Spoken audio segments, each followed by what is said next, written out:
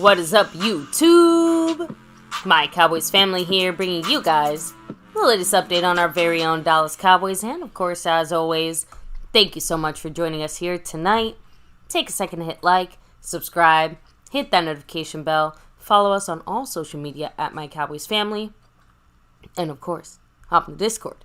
Link for that's in the description box down below. Right. As we get rolling here tonight, guys, we have some Cowboy news, info updates. Again, the playoffs are definitely percolating here, and you can tell things are feeling a bit different here in Dallas as we, continue on throughout our practice week, get ready for that Green Bay Packers game this Sunday. In Big D. We're ready for this thing here, my Cowboys family. Wish it was today, but either way, we're gonna break down some things on the Green Bay offense and how they could stack up against our defense. So, yeah, guys, stick around. You're gonna want to hear this along with other NFL related Cowboy news here and more. So, baby, before we get rolling though, let's go to the shout outs, the people that are rocking the house, so to speak, when it comes to representing our sponsor boards all across, and starting with the sponsor of the week, the man, Jason Renfro. Thank you so much, Jason. Appreciate you, of course, representing as a sponsor of the week back-to-back, like our 90s Cowboys. Yes, appreciate him. He had that stream boss, but we had a pre-stream drop by the great Dwayne Broussard, the top dog. $2 holler. Here we go. Go Cowboys. And Dwayne Dwayne takes over the top spot there as the Cash App King as we're heading into. I was not the Cash App King. The stream boss king, I guess. The boss of the stream, the top dog, Dwayne Broussard, as we're getting closer and closer to this first playoff game of the 2023-24 season. Can't wait to see what happens in this game, and hopefully we get a victory. But right now, Dwayne Broussard's 100 points on that board, fully loaded. We also have, of course, the king of the Cash App. You know why he's here, and he's here 3 weeks in a row. Snug X. Yes, much love to the man, Mr. Snug X. Appreciate him. And when it comes to the gifting board, the gifting king, none other than JD from DC representing an enemy territory. He's our gifting champion, so appreciate him. You see the battle ensuing up there above. Skeptical Fan has 6 gifted memberships. Jason Renfro has half of that. He has 3, as it's first and second place fighting it out there. But the king, JD from DC, 20 gifted memberships. If you got one from these guys, thank them. If you get, if you see them in the chat, much love to them. This week, as far as the Cash App is concerned, Snug X trying to get that 3P, but the leader right now is Marissa Sparkle, star level member here. Much love to Marissa, who's also in first place on this overall board, trying to get that sponsor of the week from Jason Renfro. So she's kind of doing a little mini takeover. The top dog's got that board right now, just took it over to start off this stream. And of course, right now we got Skeptical Fan in the lead on the gifting membership board. But there's a lot of ways to drop the love here. Like, we also got Malcolm Williams back in that membership, back in that navy blue crew. I think Big D actually fell off from it yesterday, so he'll probably jump in it again soon. But much love to Malcolm Williams in the navy blue. He's back in the membership. But there's ways of dropping love, whether it's a super chat like the pre-stream Dwayne Broussard, thanks button. That's you can do it any video that's posted or live stream that's been over and posted. You can also, of course, jump in the membership like we just said, Malcolm Williams, and gift memberships like we just talked about earlier. JD from DC, Skeptical Fan, Jason in the mix on that. Speaking of Jason Renfro showing you the drop in the cash in the super chat here. Ooh, thank you so much. With the $1 holler, a classic Go Cowboys. Hell yeah. Go Cowboys. Jason Renfro still leading. Well, not leading. He's trying to get up that board and try to reclaim that sponsor of the week. But yes, different ways of dropping the love there. But there's 4 ways you can look to drop the love in the Cash App board. Of course, you have the Cash App money sign My Cowboys Family. You have the Venmo at My-Cowboys-Family. The regular PayPal link, and last but not least, that Streamlabs link lets your comment show up on screen like a super chat. That's right. And when you have those star level members, we do them with a shout out. Star level and over everything level members, we shout them out on the nightly. So, baby, without further ado, let's give the big round of applause to those in those top shelf memberships. Thank you very much, Skeptical Fan, Jason Renfro, Lincoln Kane, Mary Alvarez, Andy Potched, Marissa Sparkle, Dwayne Broussard, The Lunatic, and over everything, Seabass. Yes, and those those memberships and the star level and over everything, little bonus in there when you are in those levels, those top shelf levels. Every month we have a monthly jersey raffle for those in those two sides of membership. So that is coming in the next week and a half, 2 weeks or so. So get in there. You got a chance. You got to give a little pre-warning here, so you guys can get in there if you want to be in the mix for one of those Cowboy Mosh sewn and stitched jerseys. But there's an extra mention of that, and if you look at it, the star level membership, there's an extra name. There's a name in there we got to take notice, and that is the Great De Lunatic. You know why? Because he has a great raffle involving these jerseys right here. In fact, there's 4 of them. It's a 4-jersey raffle this wild card weekend, this wild card game, Sunday night, halftime against the Green Bay Packers in Dallas at AT&T Stadium. At halftime of this game during our live stream, we will be doing a 4-jersey raffle. 4 winners. Each of them will receive one of these fantastic sewn and stitched jerseys we just discussed, Cowboy Mosh style, authentic like they're old and new players, legends, Hall of Famers, new players, but a lot of different styles, sizes, men, women, and children, all different types and styles. So a lot to pick from. We got it. You got it. Again, it's also a lot of teams available. Every team available, right? Every major sport available if you wanted to switch it up. But of course, we always push that star over everything here. Always. So hey, first, second, third, and fourth place. All 4 get the same place here. They're all first place, and each of them will get one of these great sewn and stitched jerseys. How do they get in this raffle, though, baby? It's only up until Saturday night, and then it shuts down. But you can get in this thing. There's bonus entries through the membership, and there's also, you can keep adding and getting your chances to get better and better. Try to win one of these 4 jerseys. How can they do it? Of course, if you drop $10, bam, you're automatically entered. Once you hit that 10, and right? it is cumulative, right? Yeah, so it all adds up. Of course, you can keep on stacking those entries. Every additional 10 is another additional bonus entry. Unlimited. Membership has its perks. If you're an MCF member and you're in this raffle, guess what? You get a bonus entry for that as well. Once you hit that 10, you get that membership bonus raffle entry. And then, hey, you drop 8 and then 2. That's another one. And another 10, that's another one. So it keeps stacking, which means you get a better chance to win one of these fantastic jerseys. And again, can't wait to see who the 4 lucky winners are going to be. Thank you again to Lunatic for helping to make this happen. Extra special from, love to the Lunatic for making this thing happen. Much love to him. Everything is set to go for the raffle. So just waiting for the people to fill up. I think you had like 22, 23 people in this thing right now. And, still got a chance to get in. Still got a chance to stack your chances to get better. Hey, and get better chances to win one of these jerseys. And, baby, I also want to stack the names of people who are in tonight's chat, ready to talk about a little this, a little that, but always about our wild card game here and our Dallas Cowboys. Gotta shout out the people here like Burn Bar. Thank you for dropping those links, of course. Yep. Fuego bringing the heat. Enyo, thank you for that. Griff181, peace and love to you. Aztec Aguilar in the house, what's up? We have Jason Renfro, of course, sponsor of the week himself. Oh, yeah. Frame Rippers, much love, saying need more cowbell. Tornado, hello and hi. Spoony Dog, what's up? We got Eric Wallace in the house. Grim Bot, dropping those emojis. Thomas Garrett, the superior. Garrett, let me keep rolling here. Daniel Berry Sports, what's up? Dwayne Broussard, the top dog, the stream boss himself. We have, let me see who else is here. Leaside Herald, hey, it's okay. We can talk about your playoff Texans for like 5 minutes. 5 minutes. Let's just say I'm making about a joke. 5 milliseconds? I'm making a joke.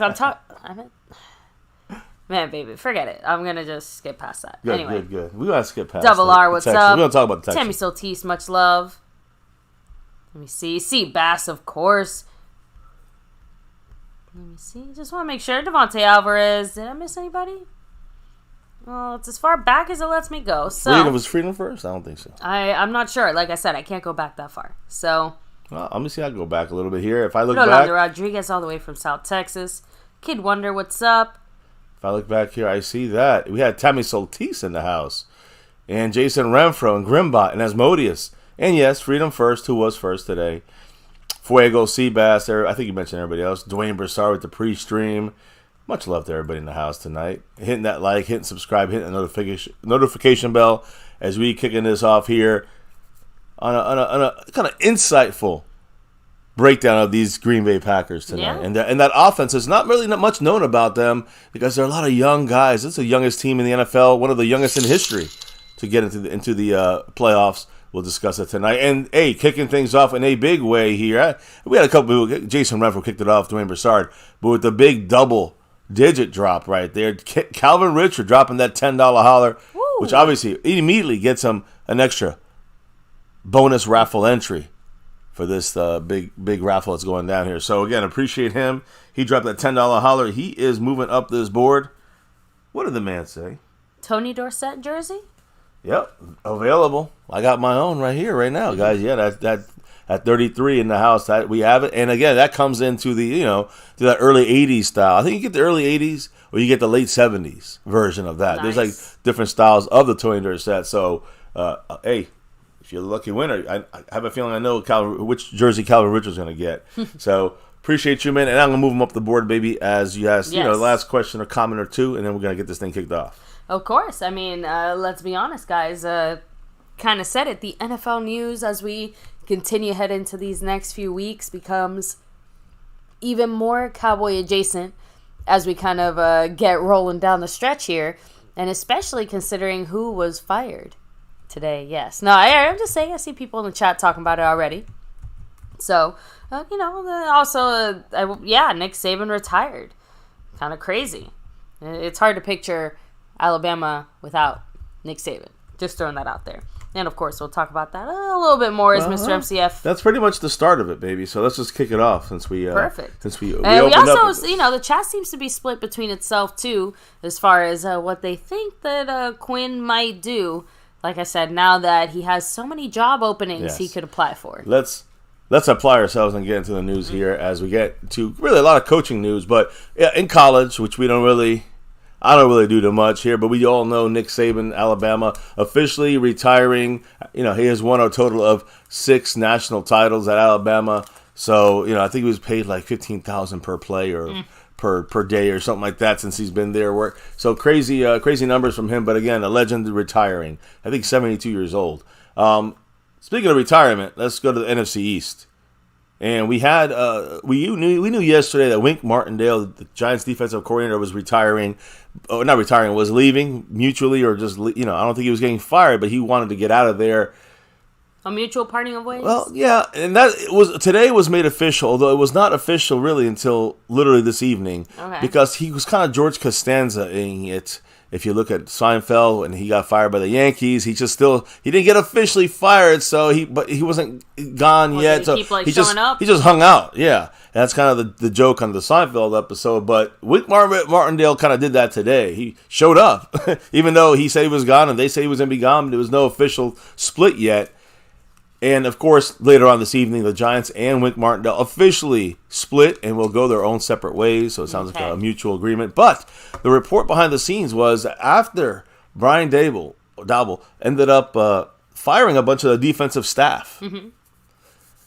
After learning about that, Wink Martindale basically cursed out Brian Daboll and just let him have it and just said, I'm out of here. So did not like that move by the head coach there. Wink Martindale said, I'm going to go somewhere else, whether defensive coordinator job or head coach job. He's out. So Giants, can't really blame him there. Giants shit the bed there. Another of their coaches there. So speaking of coaches, head coach Pete Carroll, that's the big one in the sense of, a little surprising. A couple days ago, he was already saying that he was going to be coaching. He was going to be coaching the the Seahawks for the future. And he's elderly as well, but he still was going to do it. Well, again, that was 2 days ago. Today, things changed. Pete Carroll out of Seattle as their head coach. And the initial immediate word after he was fired or not hired anymore as the head coach of the, let go of as the head coach of the Seahawks. All the sources said that he was going to still remain part of the Seattle organization. So it's not like he's going to get a job somewhere else coaching. That was not the plan for Pete Carroll. This was it. He's already old. He's done. I don't know if it's an official retirement, but from coaching, but he's still that might be the case, but he is still going to be part of the Seattle Seahawks organization. He's transitioning to advisor role of the Seahawks organization, and they will definitely have a new head coach in 2024. Now, his tenure in Seattle for Pete Carroll, 14 years. 137 wins, 87 losses, 2 Super Bowl appearances, 1 Super Bowl win. And really, the other one they gave away with a bad call by him there. A lot of people saying right now this year, even though he's still a good coach, he gave away some games at the end of the year because of some questionable play calls and decisions by him. So, maybe it's just his time to go. But now there's officially 7 head coach openings across, in the NFL. The Seattle Seahawks, Washington Commanders, the Los Angeles Chargers, the Las Vegas Raiders, Carolina Panthers, the Atlanta Falcons, and the Tennessee Titans. So a lot of openings, and Dan Quinn's already filled into 3 interviews out of those 7. Well, we're gonna make that. Let me just say this. First of all, with the Seattle Seahawks situation, with Pete Carroll as the advisor, I mean, he's one of the guys that hired Dan Quinn, so he knows him well. They got their Legion of Doom over there, or Legion of Boom.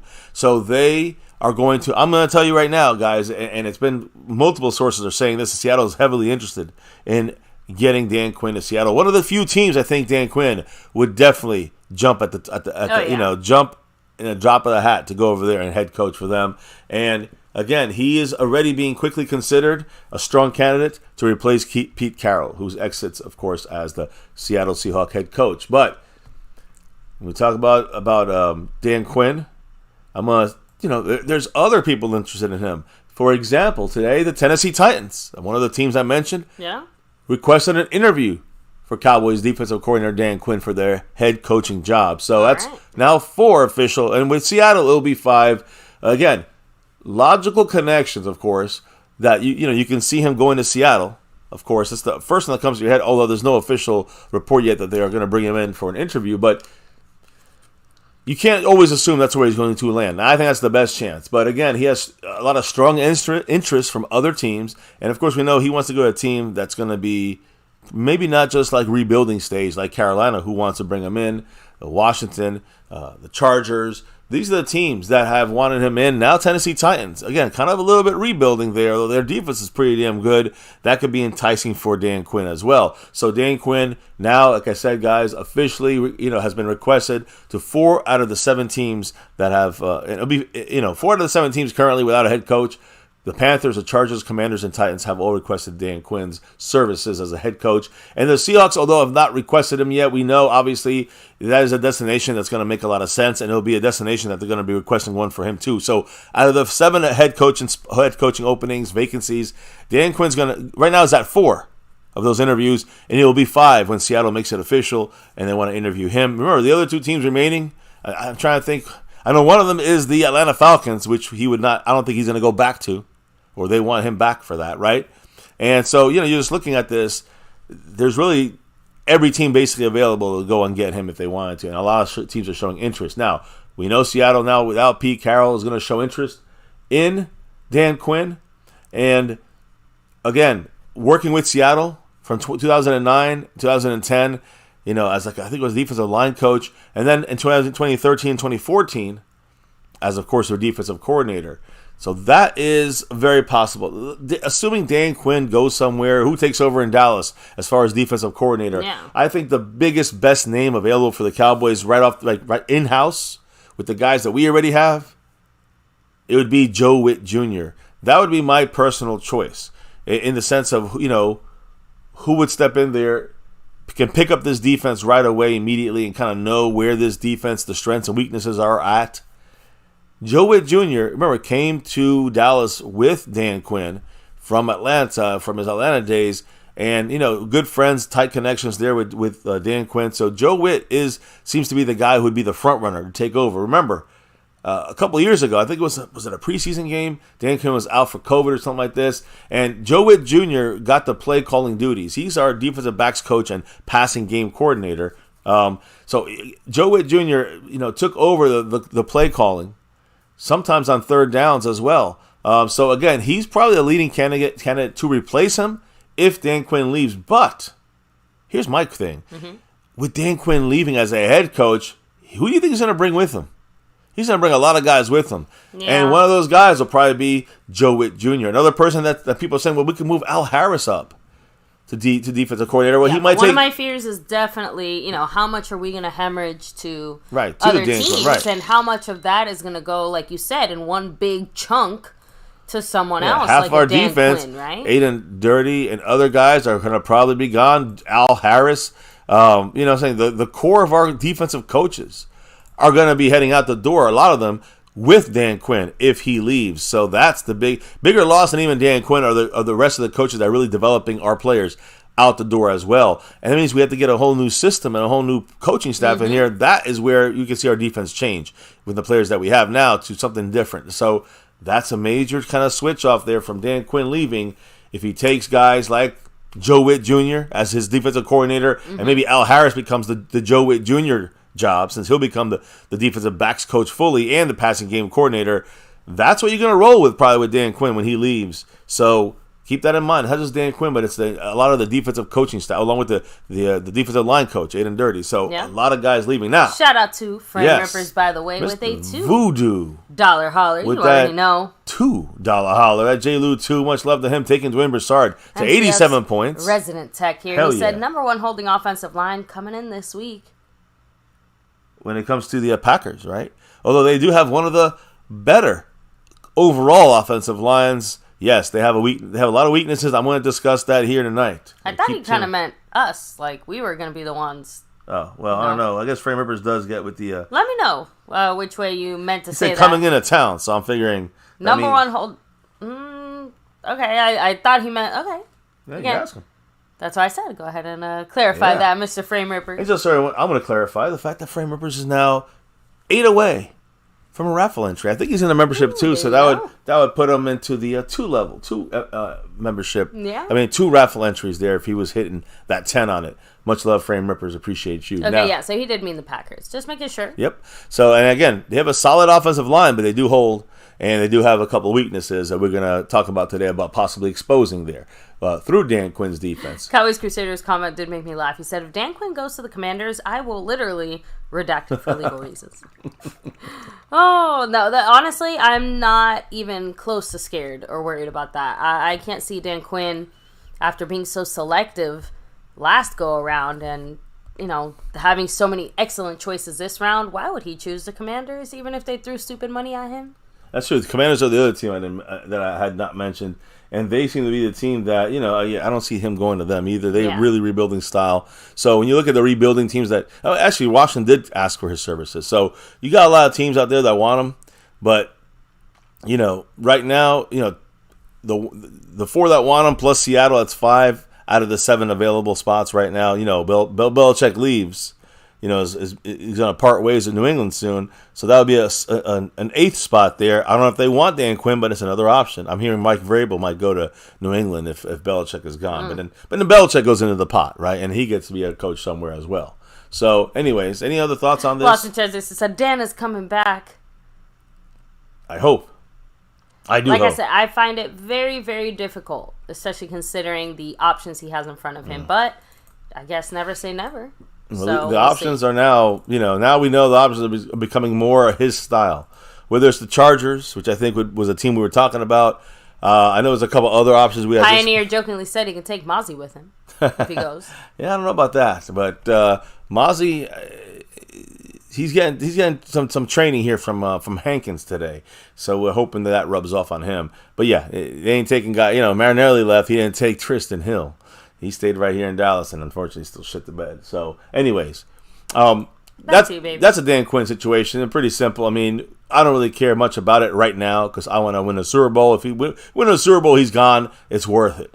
That's all I'm saying. So, we know about the All-Pro list, right? And that's a very, very historically highly touted list. We don't know who's going to make that list yet, but here's a little preview of maybe some players that will make that list because today the NFL Players Association, they announced their All-Pro list, which is voted on by the players themselves. All right?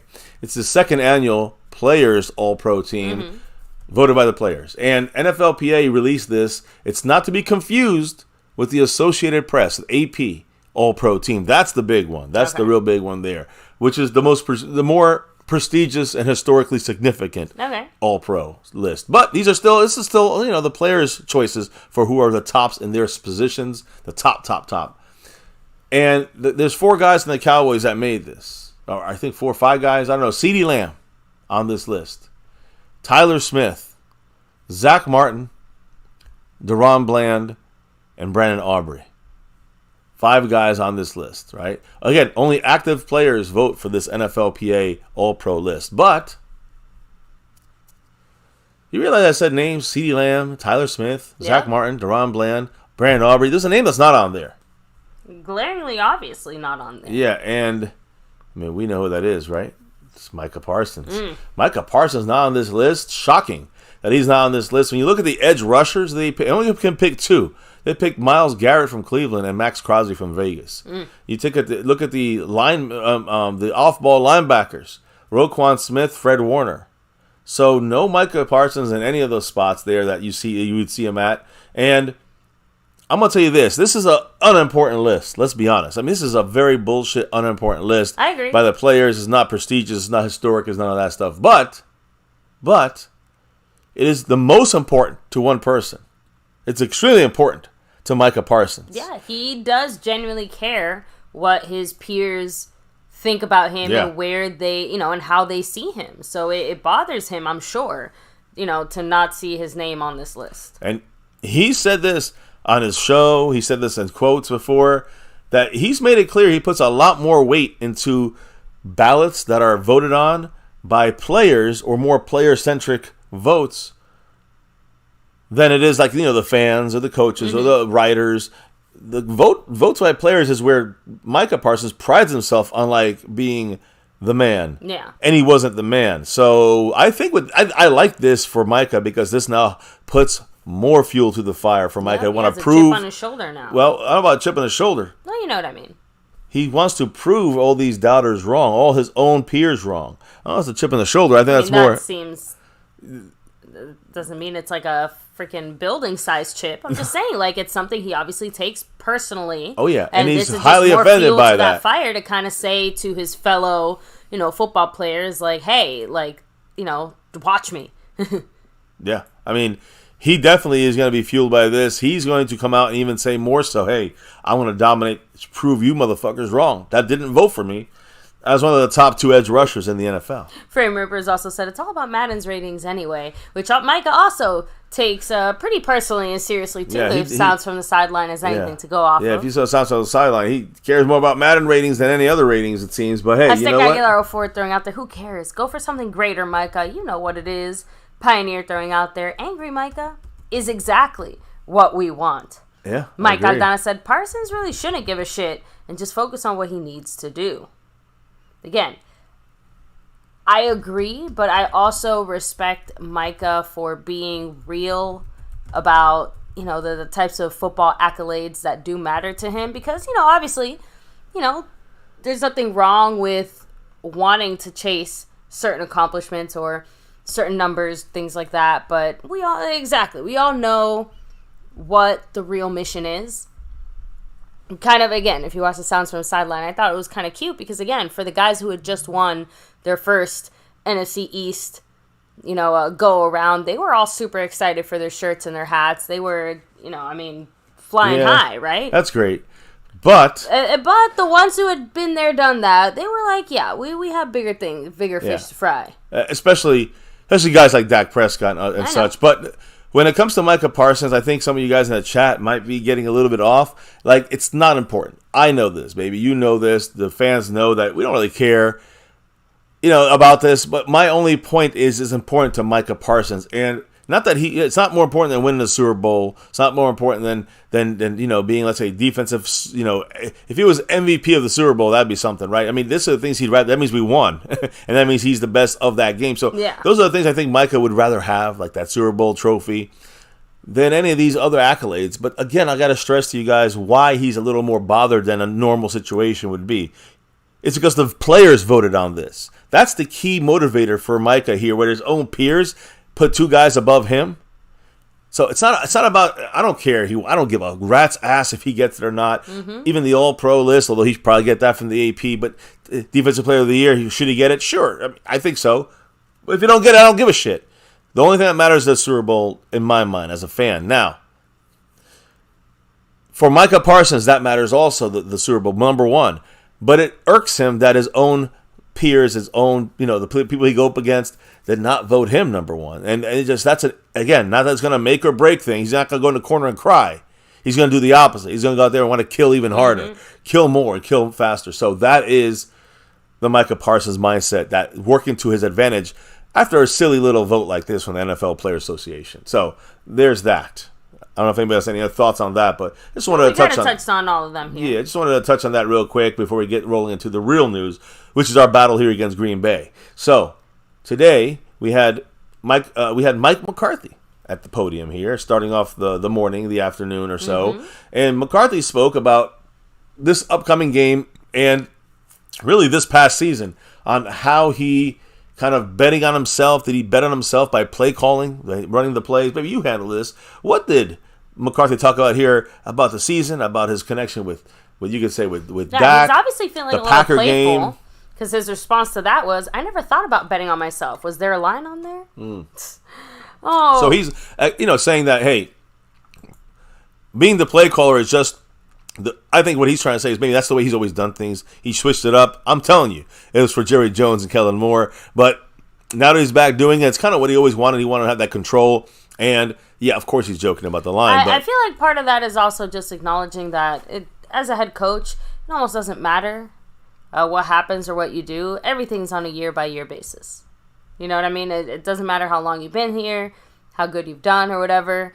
Clearly, Jimmy Johnson is a testament to that. You know what I mean? Like, if they want you gone, you will be gone. So you might as well put it all out there on the line. McCarthy also threw out their quote, "I think the way that our defense plays and the way that we play offensively, we've prepared each other for these types of games." Yeah, that's all about that practice session. When you got the best defense going up against your offense, and you can, and here's what I think happened, especially after just the fact that we had a bad 5-6 game start, that the offense so conservative. I think the defense was kicking ass and just controlling McCarthy's offense for most of these practices. And I think Dan Quinn, don't be surprised, Dan Quinn said, you got to change it up because we're figuring it out too easily. So that could be something that maybe for the future, had changed the the kind of the mindset of this team with McCarthy, making the offense a little more attacking and aggressive down the field. So, hey, whatever the reason was, the offense playing the defense helps both sides. The defense playing the offense, both sides going up against each other, help each other in a real way you really don't get in most matchups against other teams even. So I understand what McCarthy's saying there. He also threw out there that, the Packers will probably adjust a few things, but that there's not going to be too much of a change-up from what they've already been doing. Adding in their quote, "There's nothing that's going to happen Sunday that we haven't seen or haven't prepared for. You are who you are at this time of the year." I agree, 100%. Exactly, and that probably goes for us as well, right? So, be extra careful and mindful of that, McCarthy. He also added in their quote, "The only negative we had as part of our preparation was the illness, which everyone is dealing with right now. I do like the rhythm that we're in." Yeah, so the illness. And by everyone, he does mean like the NFL, like in an overall sense, not just like the Cowboys, I think, because lots of other teams and players have been. Yeah, I think he's talking about us. I think he's talking about us. He's still, even with the sicknesses, we're still keeping the rhythm and the pace. But the way is he this likes everyone who's dealing with the sickness? Like we've already on our team, we got a lot of people dealing with sicknesses on our team, baby. Like half our team got. Okay, the point is that I think he's talking about our team on that. Okay, and half our team has been sick. Everyone kind of dealing with that, and getting over that. Anyways, we got Calvin Richard in the house. Dropping that $5 on it, the $5 holler. And, by the way, taking Dwayne Broussard on that Cash App on the Stream Boss down to 82 points. What did Calvin Richard say as he continues to drive up the board and also add membership raffle entries for the jersey raffle? Chuck Howley was the only player to win MVP in a Super Bowl loss. Yep. Ever.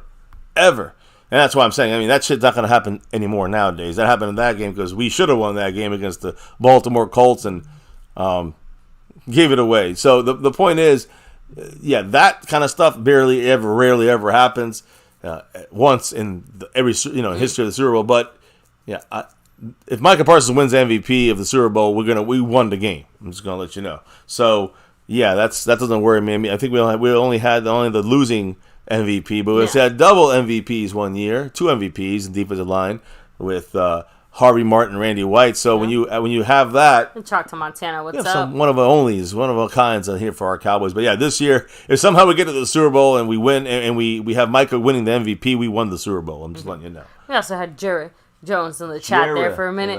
Mike Aldana said if you put in the work during practice, it should translate onto the field. Agree, 100%. And that's what I think. I think McCarthy is saying. We're getting over the illnesses. He likes the way everyone's practicing, and we're going to keep it going. So when you look at the illnesses, the illness comment that he made, McCarthy said specifically that, some of our guys that missed this last game, I guess specifically Zach Martin, for example. He's back in his normal Wednesday routine, which means veteran rest day, right? So he's back this week now after missing that this last regular season game of the season at the finale at the Washington Commanders. So it's good. He's good to go, guys, per McCarthy. Then we have other guys that McCarthy kind of talked about here on the offensive line. Tyler Smith with that torn plantar fascia. He said that Tyler Smith's expected to resume practice as a limited participant. So good news from McCarthy again, adding to the good direction we're going here with our injured players. Tyler Smith, he's going to practice limited, according to him today. Last guy, which may be the most important guy as far as health is concerned, Stephon Gilmore with the shoulder, pop out dislocation, but it's back in. And McCarthy said he will be in the rehab group today, so it sounds like a no practice. Quote, Stephon's making really good progress, but then he also added in there that he's not expected to do anything in practice until Saturday. Okay. Which means, I said it earlier, the walkthrough. Which, if he goes to the walkthrough on Saturday, he will play the game, is what I'm thinking. Yep.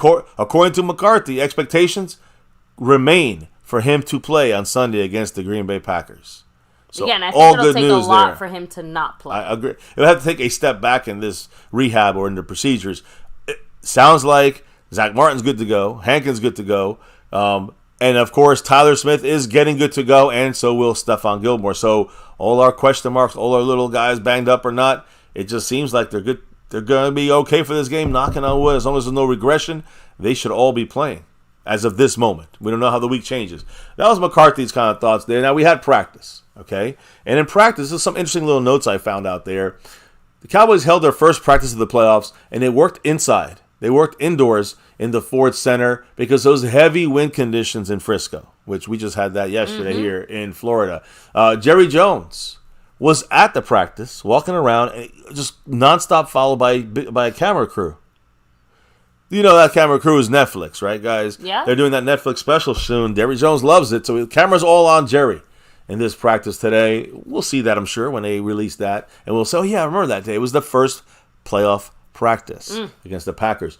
So when you look at a guy who's been in the news here in our side of things and in NFL when it comes to head coaching job openings, Dan Quinn was out there. And, of course, as always, coaching. But he was very hands-on today. Okay. With Micah Parsons and Dorrance Armstrong. There's something going on, something brewing with these guys. And this, you can see this in the open portion of practice. These are our two sack leaders, by the way. Micah Parsons with 14 and Dorrance Armstrong with, I think, 7.5 sacks. So, again, those are our sack leaders. Trying to build on the regular season success now in the postseason. Obviously, Dan Quinn is focusing on these guys getting hands-on and getting really involved with them right now in the practice from today. You know who else got very hands-on and involved, and I really like it? This is why you get a Mazi Smith and you keep a guy that has the Hankins background, that Hankins veteran leadership. Today, in practice, it was seen, Jonathan Hankins, very hands-on with specifically Mazi Smith.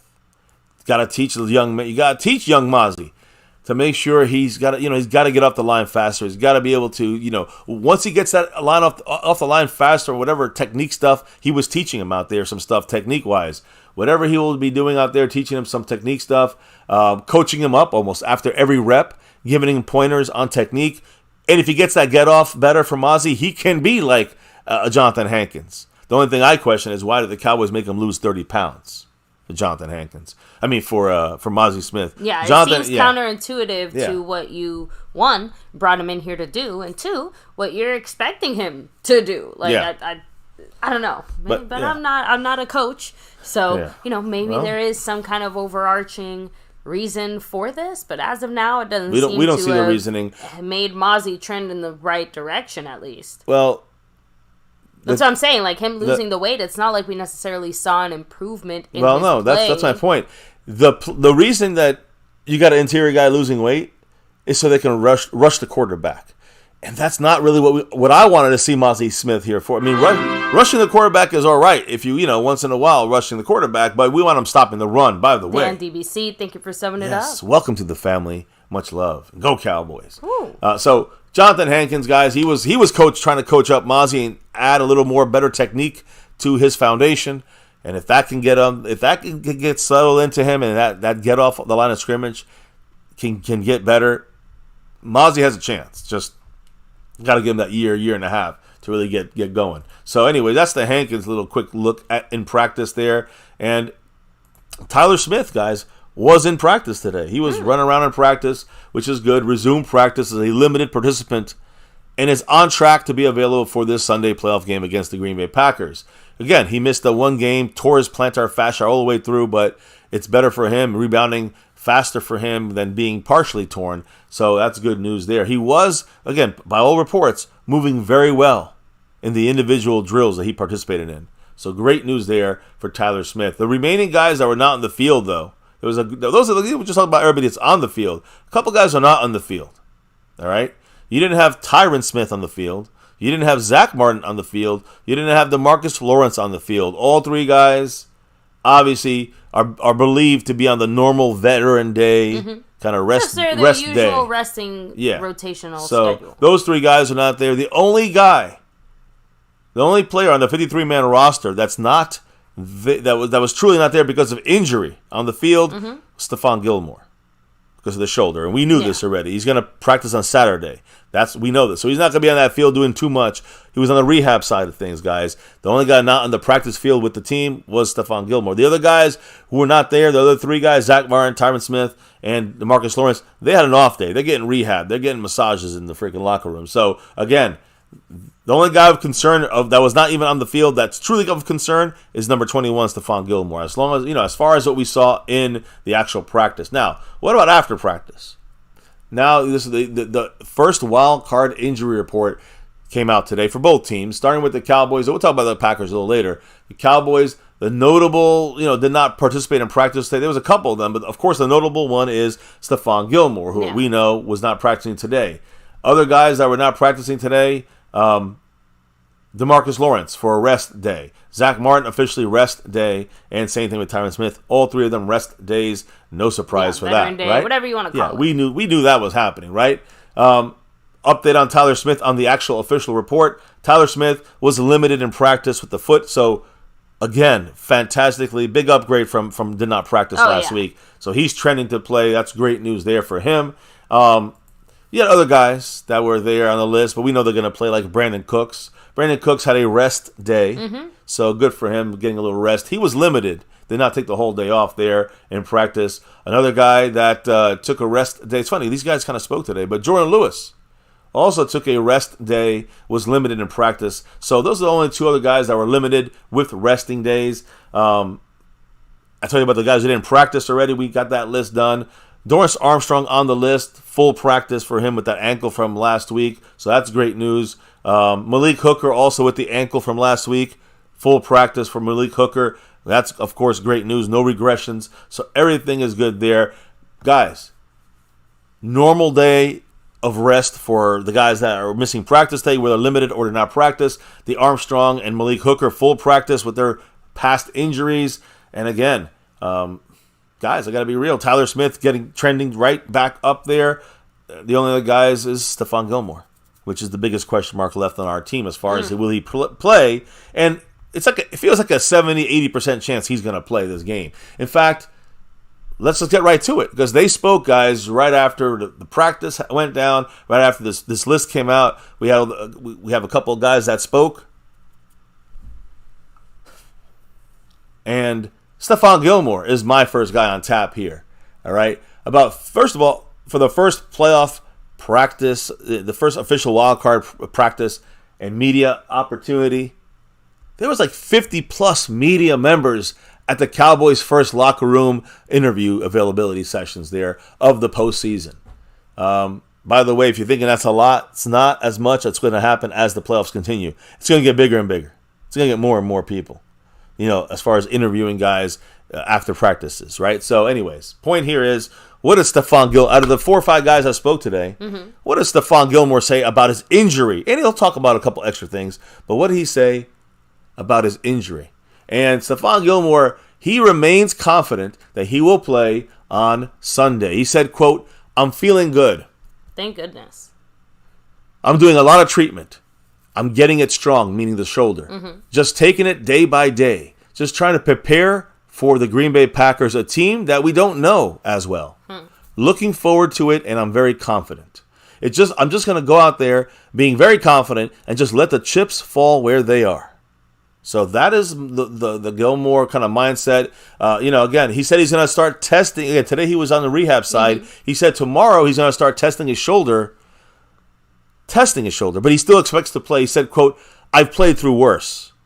I'll do whatever it takes." When you talk about whatever it takes, guess what he'll be doing? He said he's going to have to, he might have to wear a shoulder harness. Something that he has played with in the past. Yes. So he's kind of used to that harness. But at least it won't be new to him. Exactly. It's not like something brand new or foreign. But he said that he will wear a harness, and he does not expect it to impact his range or his mobility. So now, great let's be real, news though, there. If he does, it'll probably impact him a tiny bit. Let's be real. I agree. But it won't be as bad as maybe like I said, people may a banged assume. up Gilmore is still better than pretty much any other option we have. Agree. I'm just glad that it's something he might be able to play through. Yeah, agree. And that's great news from hearing the injury side of Gilmore. Now, Gilmore and some of these players had a lot more to speak on, baby. Yeah. So, Gilmore himself had a little bit more to speak on. A little more about this. We got the injury stuff out the way. We'll touch on that in a minute. But let's hear from the players first before we hit your guys' comments and your thoughts on things in the chat. Keep dropping the thoughts. Drop your comments. Hit that like, subscribe, and that bell. And, of course, much love to everybody representing these boards right now. Good luck to all who are currently in or building towards more raffle entries. Yes, the Lunatic raffle. 4 jerseys. 4 different winners are going to get 1 jersey apiece of their choice, sewn and stitched. You know how it goes, guys. You can hit that exclamation point raffle. You can see it's pinned at the top. It's in the description in our chat. You can see it, how to get into this thing. $10, you're in, and you could go 2 as long as you get it before Saturday. As long as you get the $10, you're in. If you hit the $10 and you're in the membership, a second bonus raffle entry is added to your name, and then every 10 on top of that, I don't know how you do it, through Cash App, through Super Chats, through gifting memberships, through jumping in the membership, whatever it is. Every 10 on top of that keeps adding and stacking unlimited entries. So good luck to all. Much love to the Lunatic. Thank you for making this happen. Hey, it's a big one. It's going to happen at the halftime of this wild card game on Sunday afternoon. Green Bay Packers at our Dallas Cowboys. And we're going to do this at halftime for 4 lucky winners winning a jersey apiece. So anyway, just want to throw that in there. Much love to everybody. And baby, what did Stephon Gilmore speak on when it comes to, getting into the playoffs here? Again, he's saying he's going to play. What did he elaborate about this upcoming game? Saying, quote, "It's just another thing for myself. I've played through a lot this year. It comes with the territory, and you've got to make it work. It's been 12 years. I've played through a lot." And he's talking about that injury, right, in this game. So. He also added in there, "It's the one reason I came here, so I'm excited for it. We know what type of team we have. Everybody is preparing like that. We have a great opportunity in front of us, and we're trying to fully take advantage of it. As you know, it's easy not to get here, so we need everybody. They have some pretty good receivers that get in and out of their breaks pretty well. Watson's fast. They have a good running game and good play-action pass game. They have a good football team. They're in the playoffs for a reason." Those are facts. Yeah, I'm just saying this, and we're going to tell you exactly the matchups he's going to have to face this week when it comes to this very young receiving core of the Green Bay Packers. So that's Stephon Gilmore. Yeah. Who else? But I'm pretty sure we had some other defensive players speaking today. We did, like Jordan Lewis. Remember, guys, these guys, we're focusing on these guys today when it comes to the defense, even though we're going to touch a couple offensive players and about this upcoming game. It's about the defense today.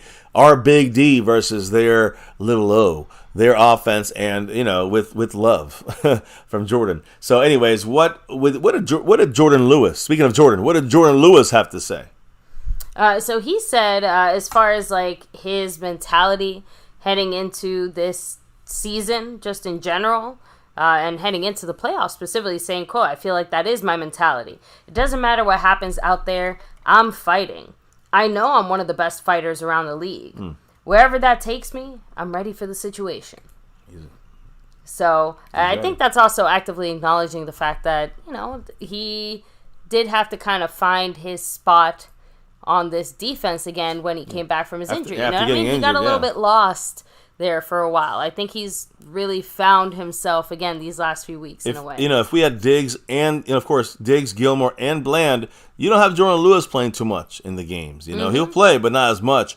But he had to, really get in there, get used to things a little sooner because, again, coming off the plantar fracture, but after that Lisfranc injury, he wasn't himself even when he got back. So, yeah, after I'd say the last 3 weeks or so, 4 weeks, he's really gone back to the old Jordan Lewis, and we need him there, especially now that we're missing some corner. We're missing Trayvon Diggs, right? So he has to play a lot more in that slot for DaRon Bland to play on the outside.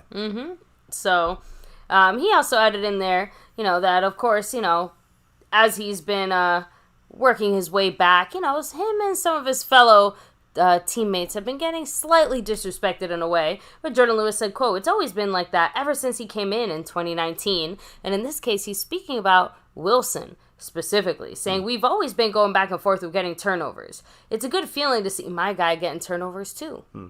So, again, I like those little internal competitions that the Cowboys tend to have when it comes to those stats, right?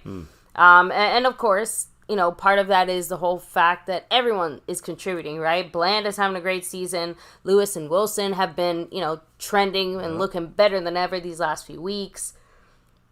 Basically just kind of insinuating that, Green Bay is going to have a lot of fun facing off against us. Lewis saying, quote, "They're going to have fun?" I just said Green Bay's going to have a lot of fun facing off against us. That was... Oh, okay. No, that's dangerous for our secondary then. That's called sarcasm. Oh, okay. All right. I'm just making sure. I'm just clarifying. I'm listening to this for the first time. So I got to catch the sarcasm. All right. Well, then... I'll do a better job being a catcher. You're like 0 for 2 tonight. Anyway, Jordan Lewis added in their quote, "It means we've got playmakers at every single position, honestly. That makes our defense more dangerous, and you have to prepare for everybody. The other team has to be all in on their details.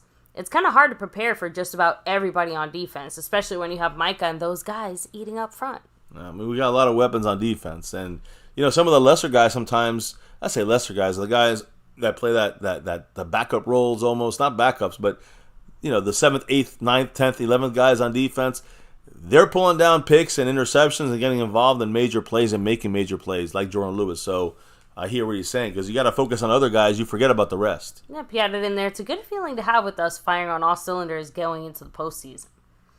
And, for sure. Yeah, agreed. So DaRon Bland also had like a little blurb, not too much to touch on. But... okay, no, I am just trying to make sure we're... okay, good. We're all set there. But yeah, like I said, Bland is just glad to be, back in the pick mix, so to speak. Yeah, he got that pick after... the last one was on Thanksgiving against Washington. Yep. He hasn't had one in like 6 games. Got one again against Washington to finish the season. He said, quote, "Yeah, I was telling the guys that, Al Harris, who, by the way, is our assistant secondary coach, in case you didn't know, saying, yeah, I was telling the guys that Al Harris was making the joke of, oh, how long has it been? So it felt good to have another one. Everyone's starting to get on their roll. It's not just me. It's not just the safeties. It's not just the linebackers. It's everybody on the field." Important to note there, it's the fact that the front defensive line is getting that push, that pressure, the quarterback hits, the sacks, making the quarterback make decisions quicker. And this week is going to be important. I went into details yesterday. I already did a little bit of the offensive breakdown last night. We can revisit that, but we're getting there 0.3 of a second, usually faster than he's throwing the ball, Jordan Love. So if that's happening, the ball's going to be thrown into dangerous situations. DaRon Bland, Jordan Lewis, Donovan Wilson, Stephon Gilmore, and others are going to be in the mix to get their hands on the ball. That's the important thing. And again, that's what he's saying. Yeah, the defense is getting better, finding the ball, getting the picks, but it's a lot of that's the entire defense coming together and kind of really starting to attack and create those turnovers again that we were missing for a little bit against, for the most part, better teams these last 4 weeks, even if we lost a couple of the games. So that was it as far as the defensive players. I know I still have a little comment here from Quinn, but I think you had some things that you wanted to touch on first before I get to that. No, I want to hit up Quinn to finish the defense up, and then we're just going to go and finish up all the players because they spoke after practice. We're going to dive right into this thing when it comes to our guys versus these Packers on our defense. So hit up, again, they're talking today. I think a lot of these guys are talking more than about the offense. They're talking about this game. So we'll take those quotes. In general. Yeah, playoffs in general, but our job in the playoffs, not just like, okay, this is offense, this is defense. The defensive guys spoke about the defense. You know why? Because they're talking defense today for our Cowboys. But on the offensive side, we would have saved all the offensive talk for tomorrow. But the guys that are speaking on offense, they're actually speaking about beating the Packers as a team. I love it. But what did our, future probably ex-defensive coordinator, when he goes to head coaching somewhere else, what did Dan Quinn say about these upcoming playoffs? He said, certainly mistakes are more expensive because the margin of victory is closer. People talk about the speed being different, and I think there's probably some of that. But at the end of it, I think it's going to come down to the execution because most of these games are so tight. You better be really on point with your stuff.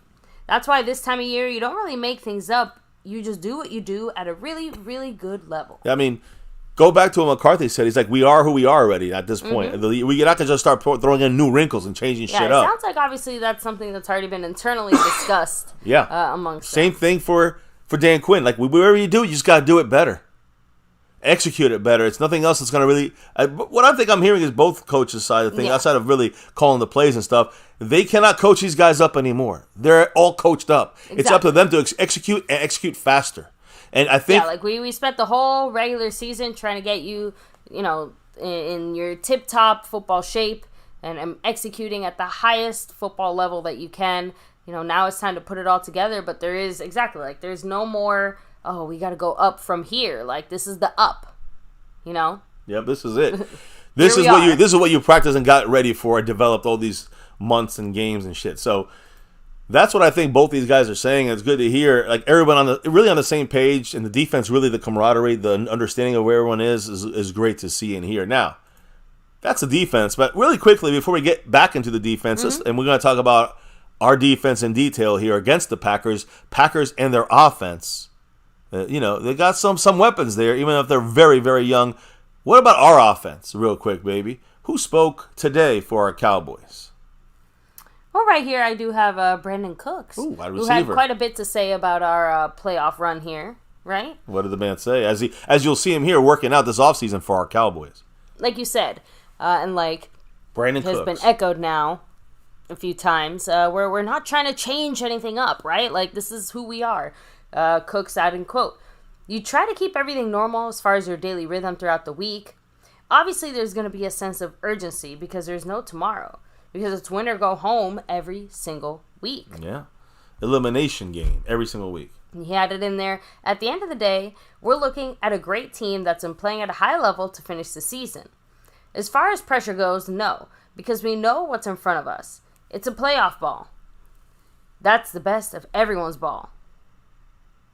Yeah, it's playoff ball. Yeah, it's the best of everyone's ball. It's time. We got to just show up and continue to be who we are without putting more on ourselves than we need to. We just got to take care of business. Agree. And he's a veteran, so he knows, and he puts in the work. Some of these plays that I have here on Brandon Cooks in his off-season working out and stuff like this, a lot of those videos, I don't know if you guys realize this, a lot of those videos are, a couple of them at least. You take a look and you'll see it while you talk about it. But you'll see him catching a pass in the corner of the end zone over his shoulder, almost just like that. Reminds you of this Washington game.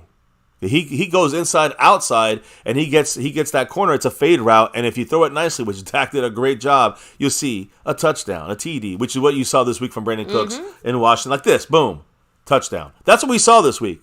We just saw that. We literally just saw that play. So good to see there from Brandon Cooks. It's paying off here in literally the game we just saw this past week. So, but yeah, he also kind of said that, McCarthy's approach, basically, that he understands that McCarthy wishes he had done a few things differently beforehand, saying nope. And by him not having a message, it shows that he doesn't care about the history as far as, like, the things that they're doing differently this time. Saying he's not making it about him. He's making it about us. And that's going out there and getting a win. So I'm just saying, like, remember, we heard it earlier from McCarthy where he was trying to say, like, no, this matchup shouldn't be anything special or whatever. And pretty much everyone else has been trying to say, like, well, no, but of course it's special. It's the Packers. It's your old team or whatever. Again, it sounds like McCarthy regrets the last time we faced the Packers, or the last time we were in a situation like this, because of that, Quinn, or McCarthy factor. Yeah. You know what I mean? It turned into everyone's focused on McCarthy or whatever, when it should have just been, hey, how do you beat this team that's in front of you, and not like, how do you beat this team that has this history that, you know what I mean? So, I do, and I think it's an important factor to kind of think about that. The fact that McCarthy, it is more about the whole group, the team, the players mainly, and the camaraderie. And you see it behind the scenes, you hear the way they talk. No matter what happens this year, this is a tightly knit group. And in the end, a tightly knit group, more tight knit than most other teams, let's say, should give you a better chance to win a fucking game, and maybe even a Super Bowl. You know what I'm saying? So, a game in the playoffs, a Super Bowl. Those are the kind of teams that do that and win that. Gotta execute on that field. Right? That's going to be the main thing.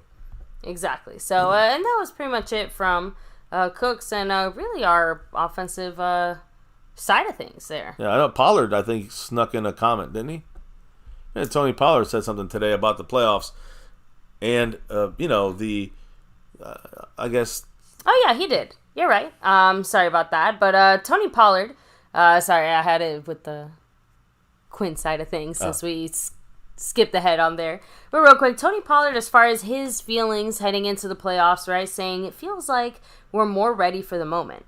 Ready for whatever adversity that we may face in the upcoming weeks. We're just ready to go out there and get it. And he was also asked, are we hungrier now because of the way that things have gone in the past? He said definitely. Just the way people are bought into the details and the way they're preparing throughout the week. Remember, there's not too many players that were with us for some of those painful losses we've had the last. I'm just saying, we've had a lot of personnel changes the last few years too. So, but there's enough of them that definitely remember some of those trials and tribulations. And hold that personally. The rookies, the undrafteds, the guys that they don't remember it. Obviously, obviously you said free agents that came here, but they're few and far between. I know there's a couple extra because of Brandon Cooks and Gilmore. They don't feel the pain, at least from our team side. But the core of this team knows the pain. The core of this team. Go to each position: quarterback, running back, offensive line, wide receivers, and I'm not excluding, of course, Brandon Cooks. Tight ends, excluding Schoonmaker. I'm just saying. These guys felt the pain the last year, some of them the last 2 years, of the loss in the playoffs. Same thing on defense. The majority of these guys we know are together. Even guys that aren't there right now in the field, like LVE and stuff, they know it. They're with the team. Diggs, they're around them. They're with the team. So this team fucking knows it. So I understand. I know there's a couple new guys. Gilmore's new. A rookie here, Mozzie. But 90% of this team on the field of the core, they know the pain. They're hungrier. And listen, I'm not saying you win because you're hungrier, but it definitely helps. So the camaraderie helps. The hunger helps. Yeah. There's no fucking excuse for this team, from the coaching to the quarterback to the offense to the defense to everybody, to the special teams, to every motherfucker. Let's just be honest. So, any quick comments in the chat, baby? I don't want to just ride through this, and we're going to be done like in a real quick, split second. We're in our last portion of things here, which is the Green Bay Packers and their offense. We're going to break this shit down, so we're going to tell you guys some hints and clues, but we're going to talk about when it comes to key matchups of what we need to do to take care of this fucking Packer team. Catch this fade. What's up? A Pioneer saying, come Saturday, I'm all in. But for now, I'm concerned because we have all the same personnel problems as last year and then the year before that. When we get to a better team, and I'm not saying Green Bay isn't a good team, but when we get to a team like the Niners, even the Lions and Eagles to some extent, we got to be definitely, improve those similar issues we've had in the past. And that still scares me too. Trust me, brothers and sisters. I am also scared about that. But we're worried about this game right now. I cannot. And in this game, I think we'll have some issues, but we're at home. And this team is hungry. It is ready. And the one difference, there is one difference between this team and the last year's team and the last 2 years' teams. They're hungrier. They've experienced heartbreak twice. So even though the issues are there's a difference in the details. And I think it was what Tony Pollard said. I don't know if it was he that said it, but Pollard said that the details is a big change on things, the way they're all bought in on this. And that hopefully makes a difference. Now, will they still make mistakes? Unfortunately, they will. That's what I understand where he's saying his comment there. But hopefully the fact that we're at home, the fact that the more details are brought into, and this team has suffered through two tough year losses and knows what it is to be here, a veteran team. Because of those reasons, we will be able to overcome those still same personnel mistakes that you're seeing still bothering us seemingly almost every year. We'll overcome that in this game at home. And we may overcome it again next game at home if we win this one. The next one, that's a question. We got to overcome that hill. We'll get there when it gets there. But hey, good comment. I understand and I feel what you're talking about. Brandon James said, breaking news, Sterling Shepard announces his retirement. Damn.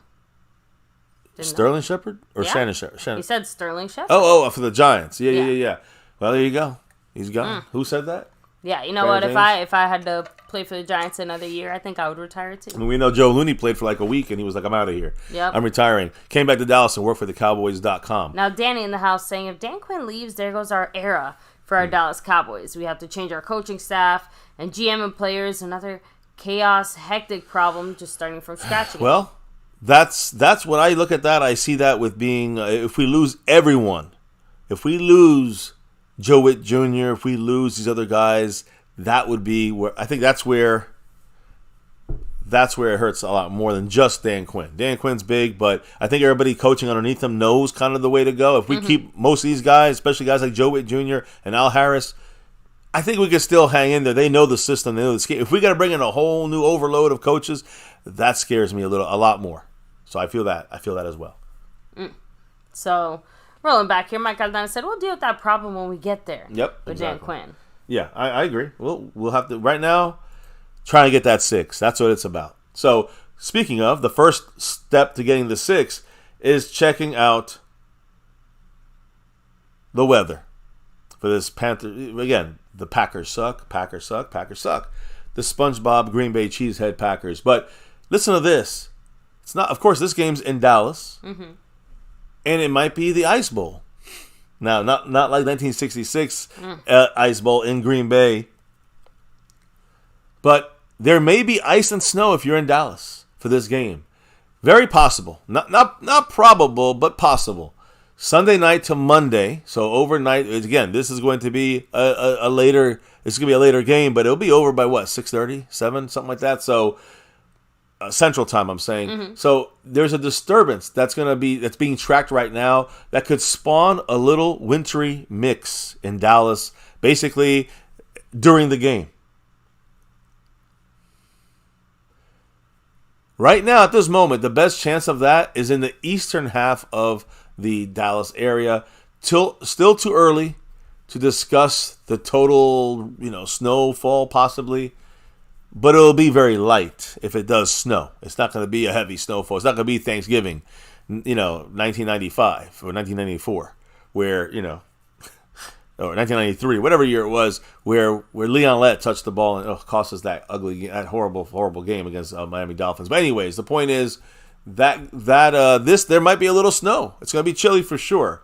And if you're at the Packers game, getting the snow, the cold, all that stuff. That's one thing. But AT&T Stadium, we'll see what happens, guys. Should be okay. I don't think it's going to be snowing, but it will be a bit chilly. Now, I'm going to only put this up because we're talking about the injury list here, right? So, the Green Bay Packers, here's the reason why this is up. The Packers listed 19 players. Oh, my goodness. On their practice report, the injury report.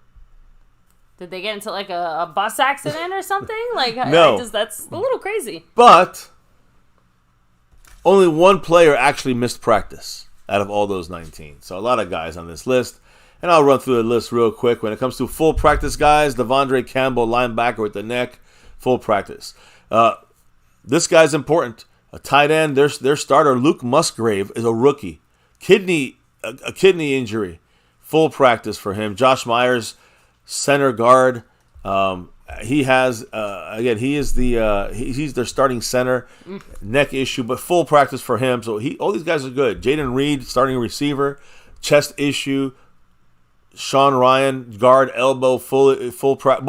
All these guys are full practice. Darnell Savage, safety, shoulder issue, full practice. Zach Tom, offensive lineman, full practice. Quay Walker, linebacker, full practice. And Emmanuel Wilson, running back, also full practice. The limited practice guys, Jair Alexander, cornerback. these guys are all going to be good to go too. But all these guys are limited. Romeo Doubs, Elton Jenkins, their starting tackle guard. Aaron Jones, of course, their running back. Isaiah McDuffie, a linebacker. These guys are all limited. Jonathan Owens at safety with the knee. TJ Slayton, defensive lineman with the knee, foot. And Preston Smith, their pass rusher, outside linebacker with an ankle, was limited in practice today. Christian Watson, their wide receiver, their oldest wide receiver, hamstring issue, limited in practice. But they all practiced in some shape, form, or fashion. The only guy that did not practice, one of my favorite players actually on the Packers, and I kind of wish the Cowboys would have picked him up because he's a hard runner. But their other running back, their A.J. Dillon, did not practice. He had a thumb and a neck injury.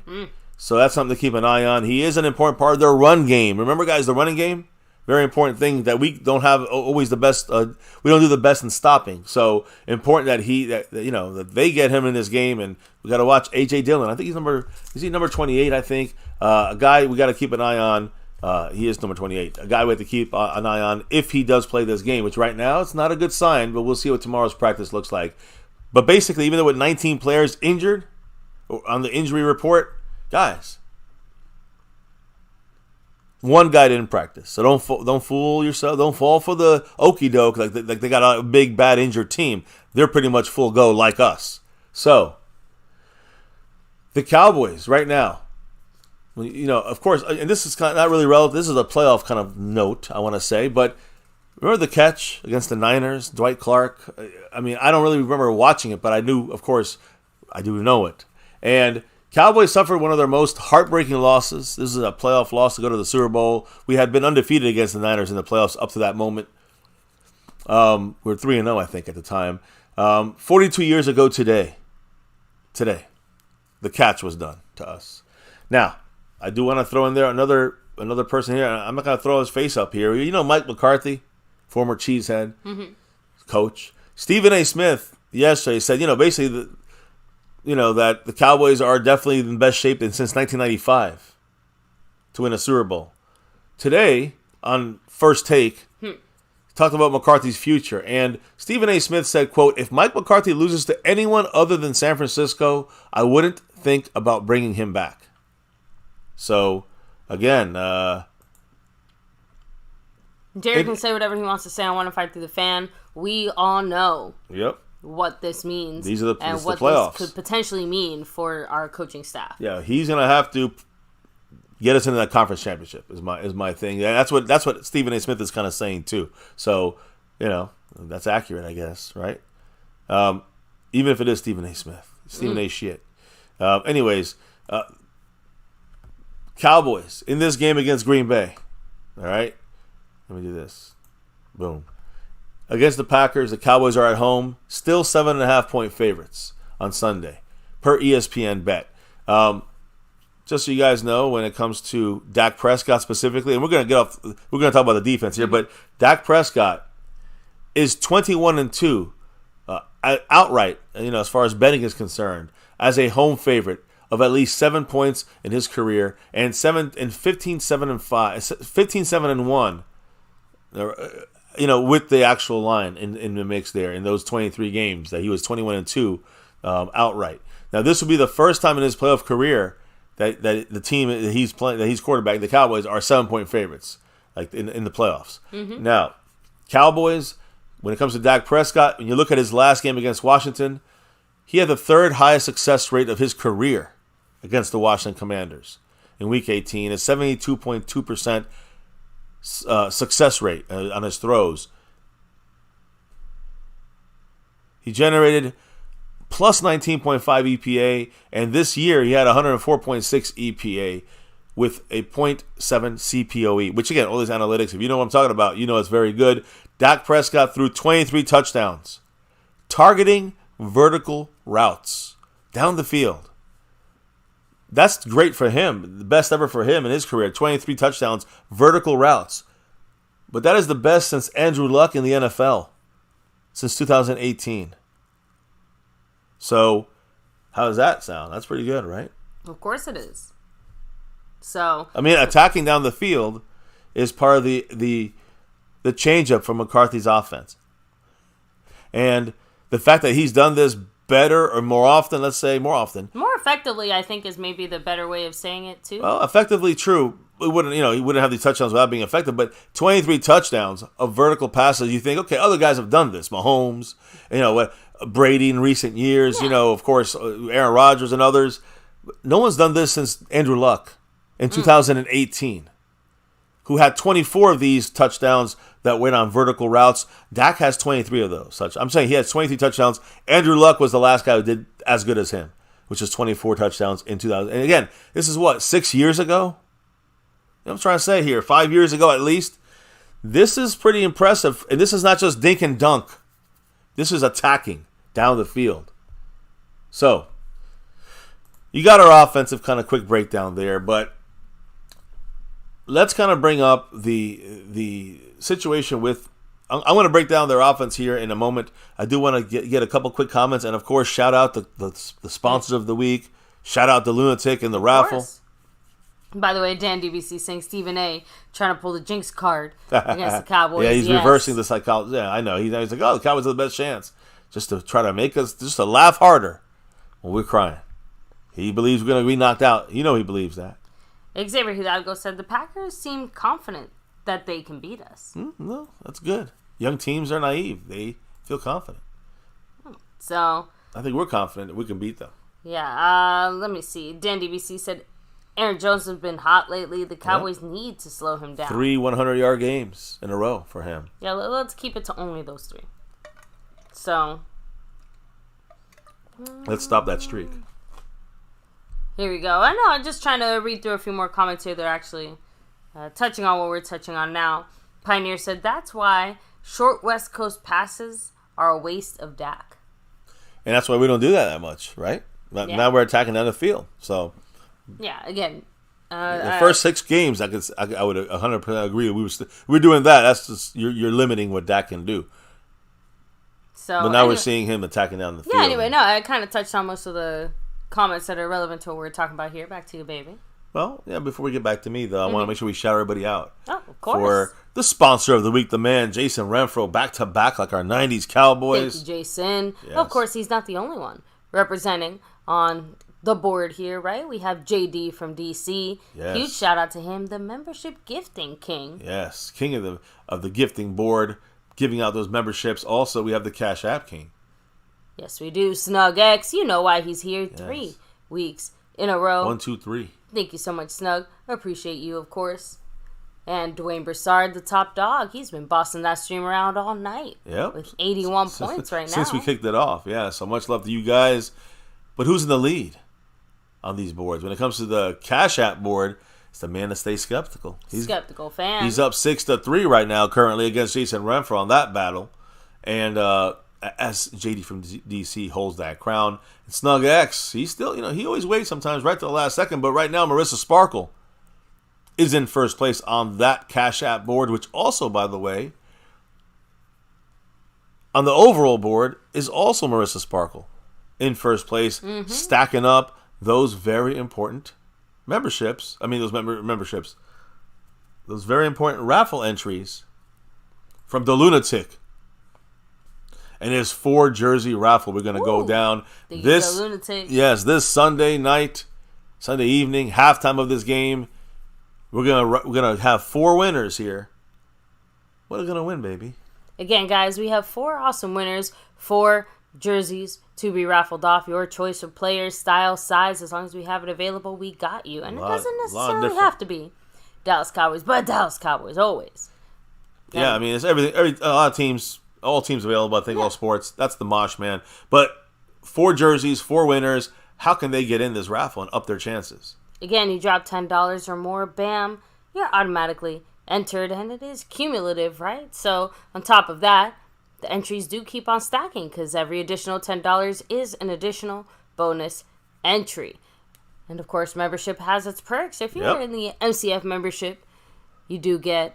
Of course, an extra additional bonus entry into that raffle as well. Yeah, once you cross that dimension of $10 hollers, then you are automatically, if you're in the membership, getting that extra bonus raffle entry for this great 4 jersey giveaway brought to you by the Lunatic.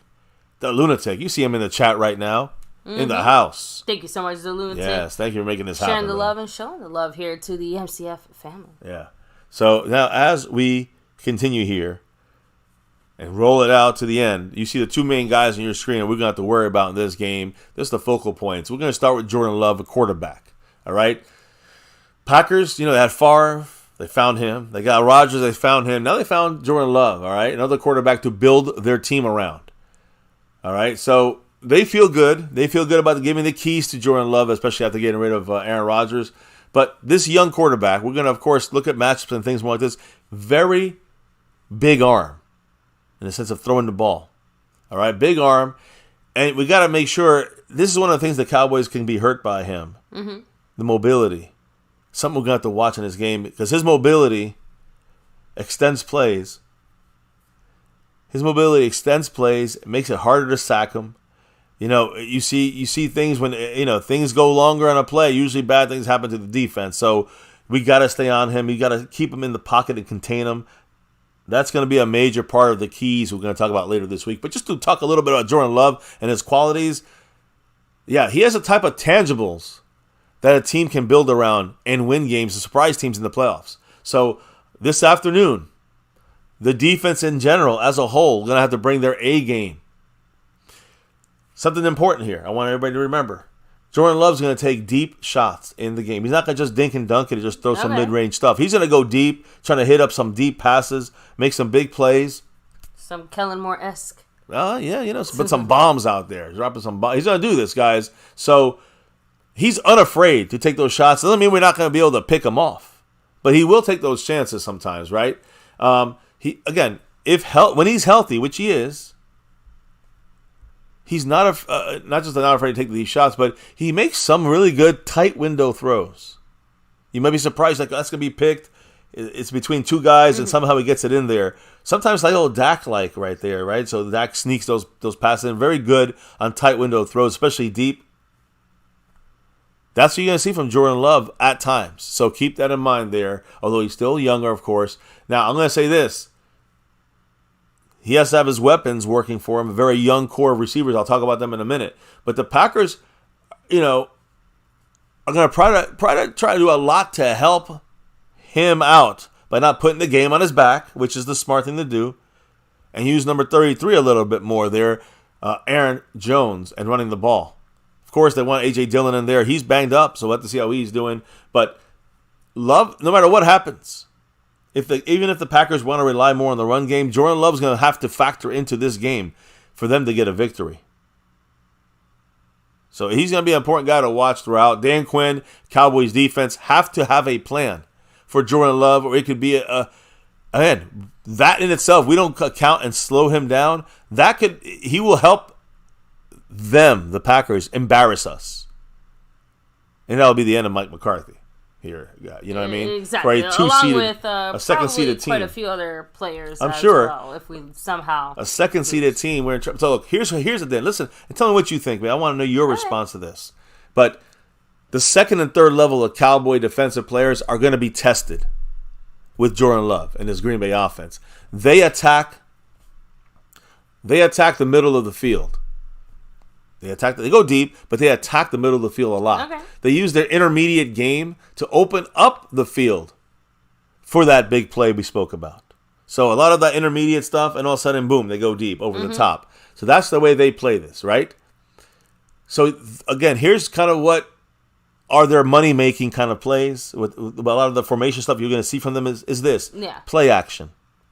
A lot of play action, especially when they're bouncing off some Aaron Rodgers. Some Aaron Jones. I'm saying Aaron Rodgers. Some Aaron Jones running the ball there. So a lot of play action. They have a lot of crossing routes. They're going to have a lot of post routes. All right? These are the things that are going to be, often utilized by this Green Bay Packer offense and LaFleur. So, that's going to be part of an issue. They're also going to have, again, you see this, when we talk about our offense running a lot of motion. I mean, yeah. What am I supposed to say? We're usually running out of when he snapped that ball out of the motion. You're still running the ball. You get a little head start. We've seen CeeDee Lamb do that. We've seen, a lot of our guys in motion, Brandon Cooks. when they're coming out of their still running the ball, still running in motion before the snap, and we snap the ball, they got a little extra speed burst. The Packers do the same thing. So that's why I think McCarthy said today that they're not doing anything we haven't seen before. Because we literally are fucking doing similar things that the Packers offense does. Yeah. So our defense has been getting some good practice against this kind of style. I'm guessing that's also why it was mentioned earlier that, like our offense and defense facing off against each other. Yes. Helps prepare us. Especially for this game. For this game even more. It's one thing against each other because we can elevate each other's play. But it's also very important, like you just said, for this game is where I think it really comes out from. So they give their receivers a lot of running starts because they have pre-snap motion. So keep that in mind, which again should not be surprising for us since we practice against that, against our own offense like that.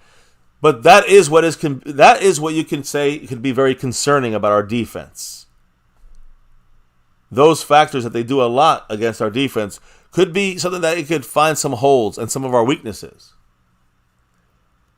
And last year, if you remember, I think, wasn't it Christian Watson? That was that's their, let me see here. Christian Watson, that's the guy who went off on that was last year in Green Bay when we were up by 14 and they came back. And the guy who scored by the way, David John's in the house. Thank you for subbing it up. Appreciate you, David. Welcome to the family here at MCF. Another one. So, but what I'm trying to say, Christian Watson was a killer for us last year. He killed us. And, that was a lot of guys going in motion, getting that head start. We were caught off guard a little bit. I really hope Dan Quinn's got something ready this year for slowing that down. It was hard to defend them downfield in that second half because they were using motion when they did throw the ball. San Francisco also showed that you can spread out the Cowboy defense and then cross them up, and that is a way how you can at least get a foothold on the Cowboy defense. So that's a major focus here for a team that's going to be running the same stuff that hurt us against a team like San Francisco. A team that has kind of shown a little bit of exposure there of us. And then you're seeing a Green Bay Packer team that's going to be doing similar things that hurt us. So again, it's going to be a very important day when it comes to Jordan Love. It's going to be a very important day for our defensive guys, specifically Malik Hooker, because he's going to hit deep passes. Donovan Wilson at safety, Jaron Kearse at safety. All these guys playing that intermediate area at safety. This is where the safeties are going to be huge versus Jordan Love and these very young receivers and the scheme they got going. Now, Jordan Love, all right, when he's outside of the pocket, I just told you he's mobile. When he's outside of the pocket, he's not very good, though, running the ball and trying to throw the ball. He's mobile, but he's not very successful. He ranks 31st in QBR when he's on the run. So what do you think? Okay. So anyways, and again, a lot of his major success for Jordan Love, the major success happens when he stays in the pocket. He can be mobile. And we have problems with mobile quarterbacks, but the issue with him is that mobility is fine in the sense that if he's running for his life, he's not going to make good passes. But when he stays in the pocket, he makes much better passes. So we want to keep him in the pocket and close it fast. If he tries to scramble, hopefully get the sack. But his completion, his QBR, his overall quarterback performance, it really goes down when he's running for his life. Dak is the opposite of that. For example, Dak Prescott, when he's running for his life, extending the play, he creates things and makes things happen.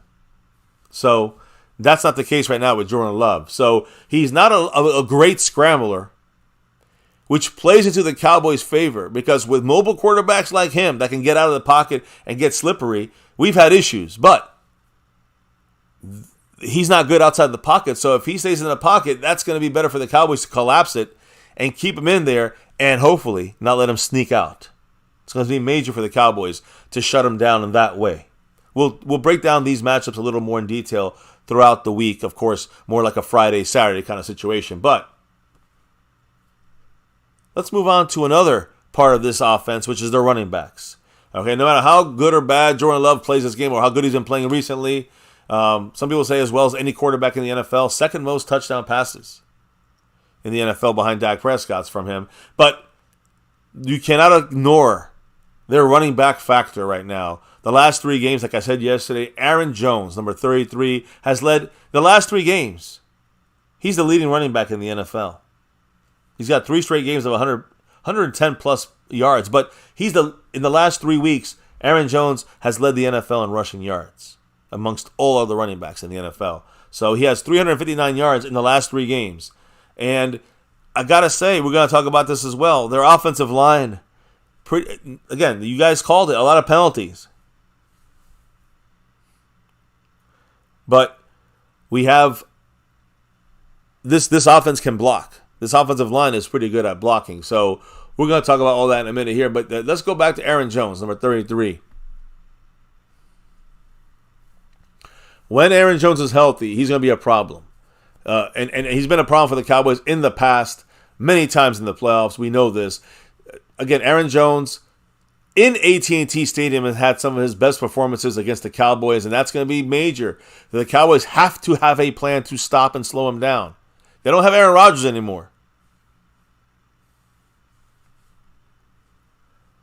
They have Jordan Love back there at quarterback. So you can't tell me that he's going to pick you apart the way Aaron Rodgers did. So to me, Dan Quinn, Hankins, linebackers, this is where we got to shut down 33. It's major. This is the guy you cannot forget about. This is the guy that can break us.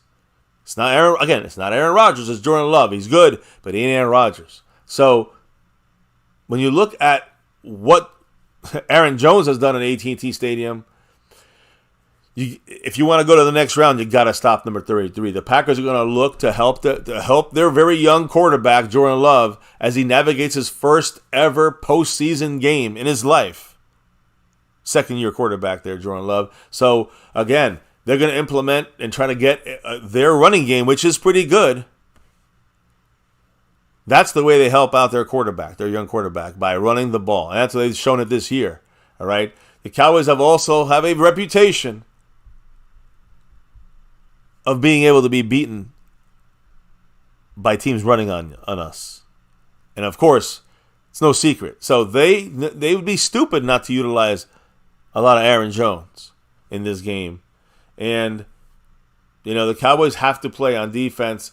Again, stopping Aaron Jones is major. Cowboys defense needs to play like it is a elimination game, which is what the fuck it is. And if we don't step up and stop the run, Aaron Jones can ruin our playoff game. That combo with the offensive scheme, with you utilizing it properly with Jordan Love, would be detrimental to our entire season. So if you want to go on to the next game, number 33 must be stopped. Now, that's where I bring back, and we talked about him a little bit earlier, but he should be talked about every single stream here on MCF, and it's the big man in the middle, Big Hank, Jonathan Hankins. His importance is unbelievable. Let me put it that way. The Cowboys are 11 wins and 3 losses when Jonathan Hankins is in the lineup. You guys feel me? In 14 games when he's played 14 games this year. Won 11 games. We're 11-3 when he is in the lineup. And again, we're giving up 58 yards less than usual in the run defense with him in the defensive line rotation. It just happens when he's in the game, we give up almost 60 yards less when Jonathan Hankins is in the game on the ground. What do you think about that? I mean, again, Hankins is absolutely critical to pretty much any kind of success if we want to be able to stop the run. Yeah, when you come to 60 yards, like night and day difference there. 60 yards, guys, that's a make or break. That's a win or loss right there. Yeah, that's like I said, night and day difference. And again, we've lost 3 games when Hankins was in there, and we still held these. When he was in there, we're 11-3 when Jonathan Hankins is in the game. But just looking at the difference in yardage, almost 58 yards a game. When he's in the game compared to not in the game, that's how much of a difference. We lose 58 yards we allow 58 extra yards on the ground when he is not in the game. That is a major piece for our defense. Big Hank, Jonathan Hankins. And, of course, big Mr. Frame Ripper's in the house, dropping that $2 holler. Voodoo and hizzo. What do you have to say? Packers can really play keep away on offense also. They can. That's where the run game has to. That's what we're talking about right now here, Frame Rippers. Jonathan Hankins, the line, again, I thought Marquise Bell and Damone Clark very fast. So they will get to the spot on the outside, on the C gaps. They'll be able to go in there and do something. But when it comes to the interior, that comes down to guys like Jonathan Hankins, and he does a great job. And guys like Osa and others, Gilmore, if they can hold their spots there, and I don't know if Mozzie's going to play that much, but when he's in there, he needs to do the same thing. They need to hold that down so the linebackers are free to roam and get hits, slow down, and tackle, take down Aaron Jones. So that's major, major stuff right there when it comes to the run game. If we don't do that, they will play keep away. They will, lull us into sleep, whether it's quick passing, to kind of alleviate the Micah Parsons pass rush, or running the ball with the running backs if A.J. Dillon is also playing another guy that can take some hits and give hits too. If that happens, that would be keep away, right? That would be the way they keep us from having opportunities to score points. But I think that's where we have to come in there and make a concerted effort to stop the run. If we stop the run, I think Jordan Love beating us is not Aaron Rodgers. Jordan Love beating us, I'll take that any day of the week over Aaron Jones. Aaron Rodgers is not there to save them. So let the other Aaron get stopped, Aaron Jones, and then let's let Jordan Love make his mistakes, get pressured here and there, and then, hey, take advantage and hopefully have a snowball effect going our way, rather than, them keeping the ball away from us, getting first downs, and moving down the field. And then when you think you stop them, you start to bring up more of your reinforcements up front. What happens? These guys hit you intermediately and set you up for deep passes.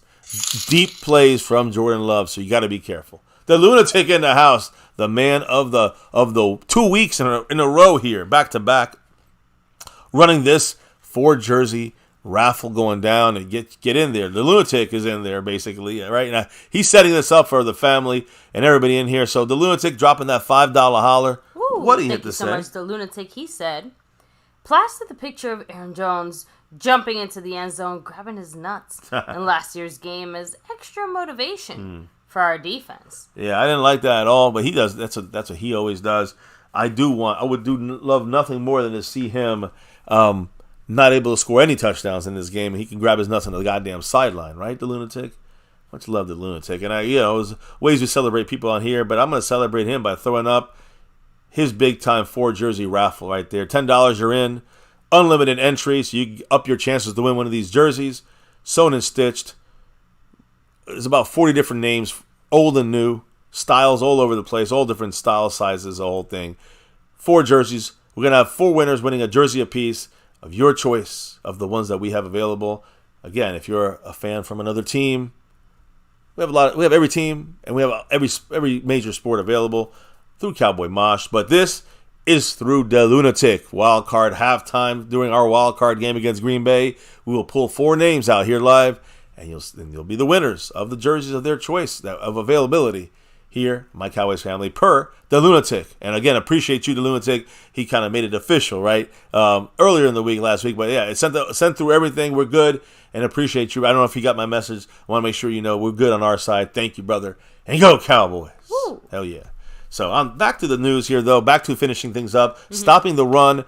I can't stress it. I know it's going to be one of my major things this week. It's going to be about Hankins. It feels like everything hinges on stopping the run. Like, I know it's being a little bit, reductive, right? Because obviously it's a lot more than just that. But if you're talking, like you said, major keys to this game, that's got to be. That's got to be. It's an obvious not number key. 1. It's got to be number 2.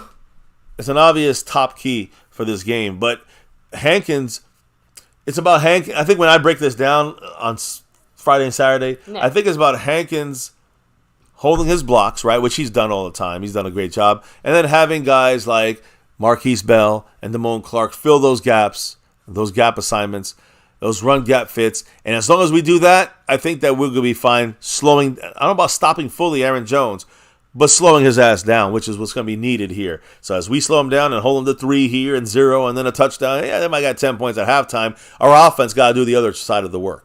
Our offense got to put in the work and get that 21 points up. Yep. So we can then start to control the game, and then they start using Aaron Jones less, and they start using Jordan Love more and have to win the game through his arm as we hopefully still can move the ball down the field on offense. And there you go, yada, yada, yada. You should be controlling this game if you really wanted to. Now, when they pass the ball, okay, you're not going to see a lot of Jonathan Hankins when we're throwing the ball in there because, well, Hankins is there. He's there to stop the run. Jonathan Hankins. And I almost lost my place there. Give me 1 minute. Get Hankins out of here because he's great. We need him. You know how it is. But Hankins is not needed for the pass stop. Although I think he has like two sacks this year and one last year, so he's got a couple sacks on his belt. But he's there to stop the run. When you look at the second, of course, we know the pass rush and all that's going to be very, very important. But what about coverage? I don't see any of their receivers on here. But when it comes to our guys, our injured cornerback is gonna, and I do think he's gonna play. Stephon Gilmore, he's gonna be a major part of covering their group of basically 6. They have 6 wide receivers. I think 4 of them are rookies, if I'm not mistaken. 4 of them are rookies. 2 of them are second-year guys. One guy is a 3-year guy. I mean, that is out of their 6 guys. Everybody's is 1, 2, or 3 years in the league. So the importance of Stephon Gilmore is going to be big. This year he has 2 interceptions. One of them basically ended the game against the Chargers.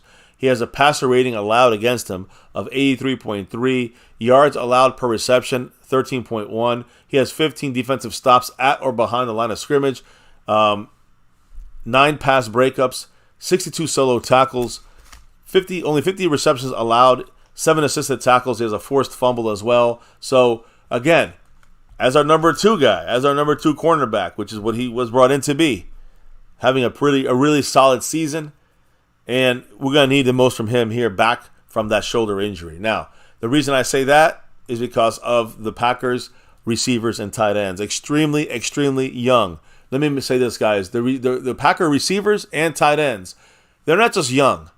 They're one of the youngest to ever play in an NFL playoff game. And they have been playing really good. If you guys don't know, you're going to know here that these guys have been really doing great. And just to show you the ages of these guys, the notable Green Bay Packer receivers and tight ends. We're going to talk about them as well. Dontavian Wicks, 22 years old. Romeo Dubs, 23 years old. Tucker Kraft, tight end, 23 years old. Along with Luke Musgrave, also 23 years old. Both those guys are rookies, by 2 tight ends that are rookies. Jaden Reed, 23 years old. Christian Watson, their oldest receiver or tight end, 24 years old. They're one of the youngest teams as a whole to ever make the playoffs. Again, can they beat us? Yes. Should they beat us? Fuck no. But it has been quite a year for Matt LaFleur and his coaching staff. When you look at our Cowboy defense, Dan Quinn, the Cowboys defense averages about 2.7 sacks, so about 3 sacks a game. And we also allow about around the 18-point range, a little over 18 points per game.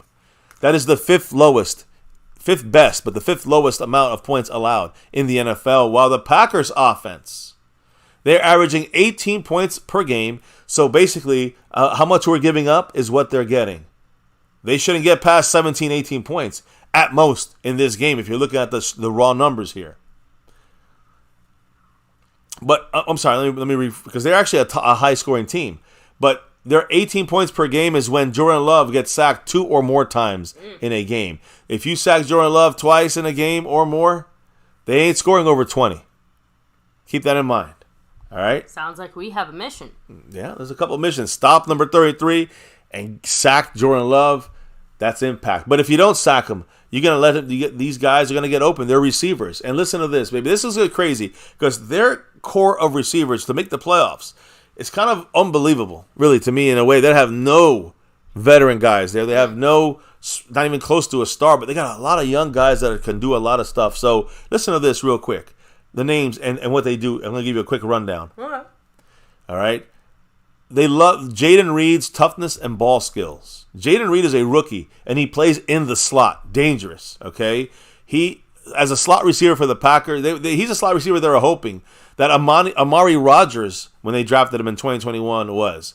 And now Reed has been an effective outside receiver as well, has excellent ball skills, and no trouble adjusting to cold weather conditions. That's why he's doing so good in Green Bay. He grew up in Chicago and played in college at Michigan State. So they had no hesitation, the Packers, in drafting him in the second round.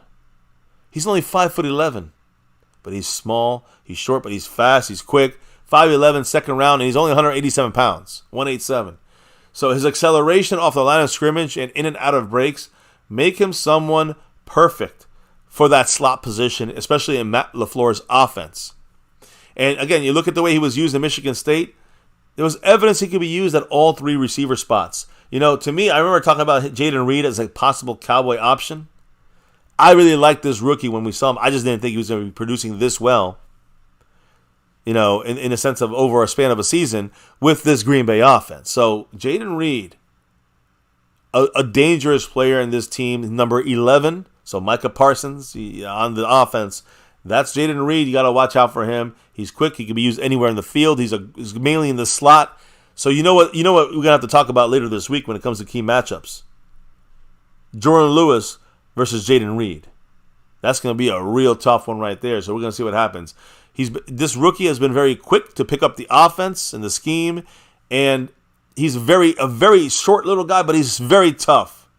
And they use him in a lot of different ways. They also use him on jet sweeps and the rounds. So watch for number 11 out there on offense in the slot, taking jet sweeps, being used outside sometimes as well. And we're going to have to watch that coverage. Jordan Lewis is going to have to be on his A game. Another guy that's out there, the youngest guy on their team, Dontavian Wicks. And Dontavian Wicks, guys, number 13, another rookie. All right? They see him a little bit like he's going to be a future Devontae Adams. So he's a little bit bigger. Packers have, again, they've kind of shied away from the comparison of the two guys. But in Dontavian Wicks, they kind of under the radar see him as another Devontae Adams. He has foot speed and understanding of how to set up defensive backs. And he has a lot of ankle-breaking moves that, again, was not really seen in his senior year in college at Virginia. But again, it was more, you saw these kind of moves in his junior year. So it kind of disappeared, but they got him back there. And it changed in Virginia under a different coaching staff. They used different route running, I guess, different routes. And he wasn't as effective, let's say, in running routes in his senior year. But the Packers looked at his junior year tape and said, we can get you back to that point. So he is dangerous, guys, when it comes to that foot speed and setting up defensive backs with moves on his routes. The Packers had heard reports that Dontavian Wicks, number 13, had trouble kind of processing defensive coverages. And they decided to bring him in for a pre-draft visit, put him on the chalkboard, doing chalkboard exercises about plays and having him draw it out. And they found out that he actually is very good at reading coverages, defensive coverages. So when he got to Green Bay, again, and was drafted by them, he put all his attention into learning this offense, and according to all reports, no trouble at all in LaFleur's offensive scheme. Now, he is, again, a rookie, but he's a fifth-round pick. Yeah. And he's more of a backup, but he comes in there and does have an effect there. He has without question, surpassed any expectation that the Packers thought they had with him. Now, again, they haven't, the issue sometimes can come with Christian Watson, who is their number one guy, and he's injured, banged up. So Christian Watson, their number one receiver, number 9, he's not replacing. He has to jump in his place to replace him. He's not dominating, like the way that Christian Watson would be. But he is definitely picking up a lot of the slack that they didn't think they'd get from a fifth-round rookie in the starting lineup. So they also have another guy named Malik Heath. And again, the Packers could not ignore the way he got off the line of scrimmage when he was in college. All right? They love his feet and his ability to explode off the line of scrimmage. He has some personal issues that knocked him down the draft board on some teams, but the Packers were really happy about him being a good fit. They felt his experience playing the SEC would allow him to compete for a roster spot as a receiver right away. So they signed him as an undrafted free agent. Again, he's kind of like their third string or second string guy there, but he's going to need to improve his attention to detail with routes and assignments, but he plays hard. He blocks very well, a little Tolbert-like there, and coaches are willing to overlook some of his mistakes so he gets some play time in the mix. So Malik Heath, a guy that, number 18, another rookie, backup, but a rookie. Guys, I just talked about Jaden Reed, rookie. Dontavian Wicks, rookie. Malik Heath, rookie. I mean, right now, those are the three starters, basically, along with one other guy. His name is Bo Melton. He's the oldest of the group here. And listen, he was looked at as possibly being a cornerback. But now he's a receiver. All right, they didn't move him over the corner. He was a long shot. He was the biggest long shot amongst all of the receivers that the Green Bay Packers drafted and acquired. He was a 7th round.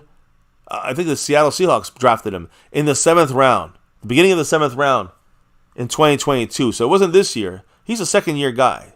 But the Packers liked him when he came out of Rutgers. They were looking at him, right? This guy was a long shot from the beginning, but he's really played big time here. The Packers then ended up signing him off of Seattle's practice squad at the end of December 2022 last year. He ran the 40-yard dash in 4.34 seconds, has a 38-inch vertical leap. But what really is impressive for the Packers was his elite time in the short shuttle, which is quick little cuts and moves. He had a 4.1 second short shuttle. So they saw Bo Melton as kind of a 4-core special teams player who could maybe be a top gunner type guy on punt coverage. They thought about moving him to cornerback because of his quickness and his change of direction ability, right? His younger brother, Max Melton, he plays at Rutgers as well. He declared early for the draft. He's one of the highest rated cornerbacks available in this upcoming draft.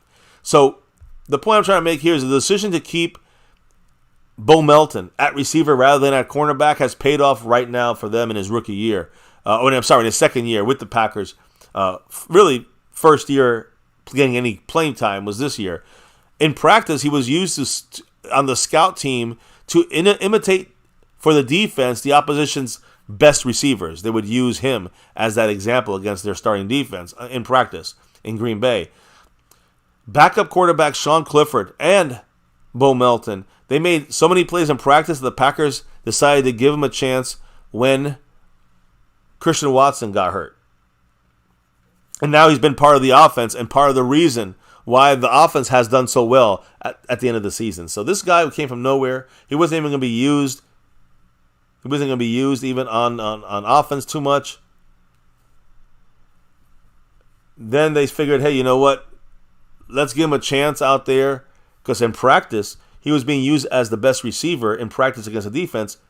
He did so well that they said, let's give him a real chance in a game. And now he's been dominant for them in that switch up. I mean, he went from possibly playing cornerback to being the practice receiver, to imitate the best guy, to being a major part of the offense for the Packers. So, when opportunity comes knocking, if you answer, there you go. Especially when it comes to football. So, yeah. Second year guy Bo Melton, number 80. We got to keep an eye on him in this game. He's very fast, very quick. Again, a returner as well, so he got the moves. Now, the last part of this here, guys, the two parts here, but moving on to the tight end spot, which, again, full of rookies, guys. Literally 2 rookies. Luke Musgrave, number 88, and Tucker Kraft, number 85. Both these guys are rookies, and they're both the starters here for the Packers. A lot of injuries on the offense for them this year overall, but Luke Musgrave, who actually was having a fantastic rookie year, suffered a kidney injury. He's on the injury report, but again, he's full go, so he will be playing. With Luke Musgrave starting at tight end, and he will be playing this week. They also had and when he was gone, they had to turn to their backup guy, who was also a rookie, Tucker Kraft, who did very well in Musgrove's absence. So both of these young rookies, both these young tight ends, both these guys are playing very well in the scheme with Jordan Love in this offense. So They already announced he's going to be active. When it comes to Luke Musgrave off his injury for this game, and with the emergence of their backup rookie tight end who's playing very well, Tucker Kraft, he has a versatility. This duo right here could create major problems for any defense out there. So, two good tight ends, you could say they could run the ball on us, right? And then they could also throw the ball in that kind of 12 personnel look. So, before Musgrave had this kidney injury, he was on pace to be one of the most productive rookie tight ends in Green Bay Packer history. Week 11, up to week 11, he had 33 catches for 341 yards and a touchdown. He has a big playability, and it was starting to show up more and more into week 11, right? And then he got injured. And then in his absence, the Packers seen this other rookie, Tucker Kraft, and like I said, he's number 85 rookie who has seen growth and development from a standpoint of basically since the moment he got the opportunity. You can see every week he got better and better. In the last 6 games they had to play for the starter, Musgrave, Kraft has caught 23 out of the 28 targets for 281 yards and 2 touchdowns. So they are still utilizing these guys, and they're still kind of threats right now. The Cowboys are going to have to neutralize. In an offense that doesn't have a lot of big names, but man, they got a lot of under the radar weapons. Finalizing the thing is the offensive line. Let's get to the offensive line and call it a night. When you look at the interior, guys, first and foremost, the center Josh Myers kind of banged up right now with a neck. I think he has a neck. He's a guy that's is pretty solid, along with Elgin Jenkins, who is very good. He could play guard or tackle.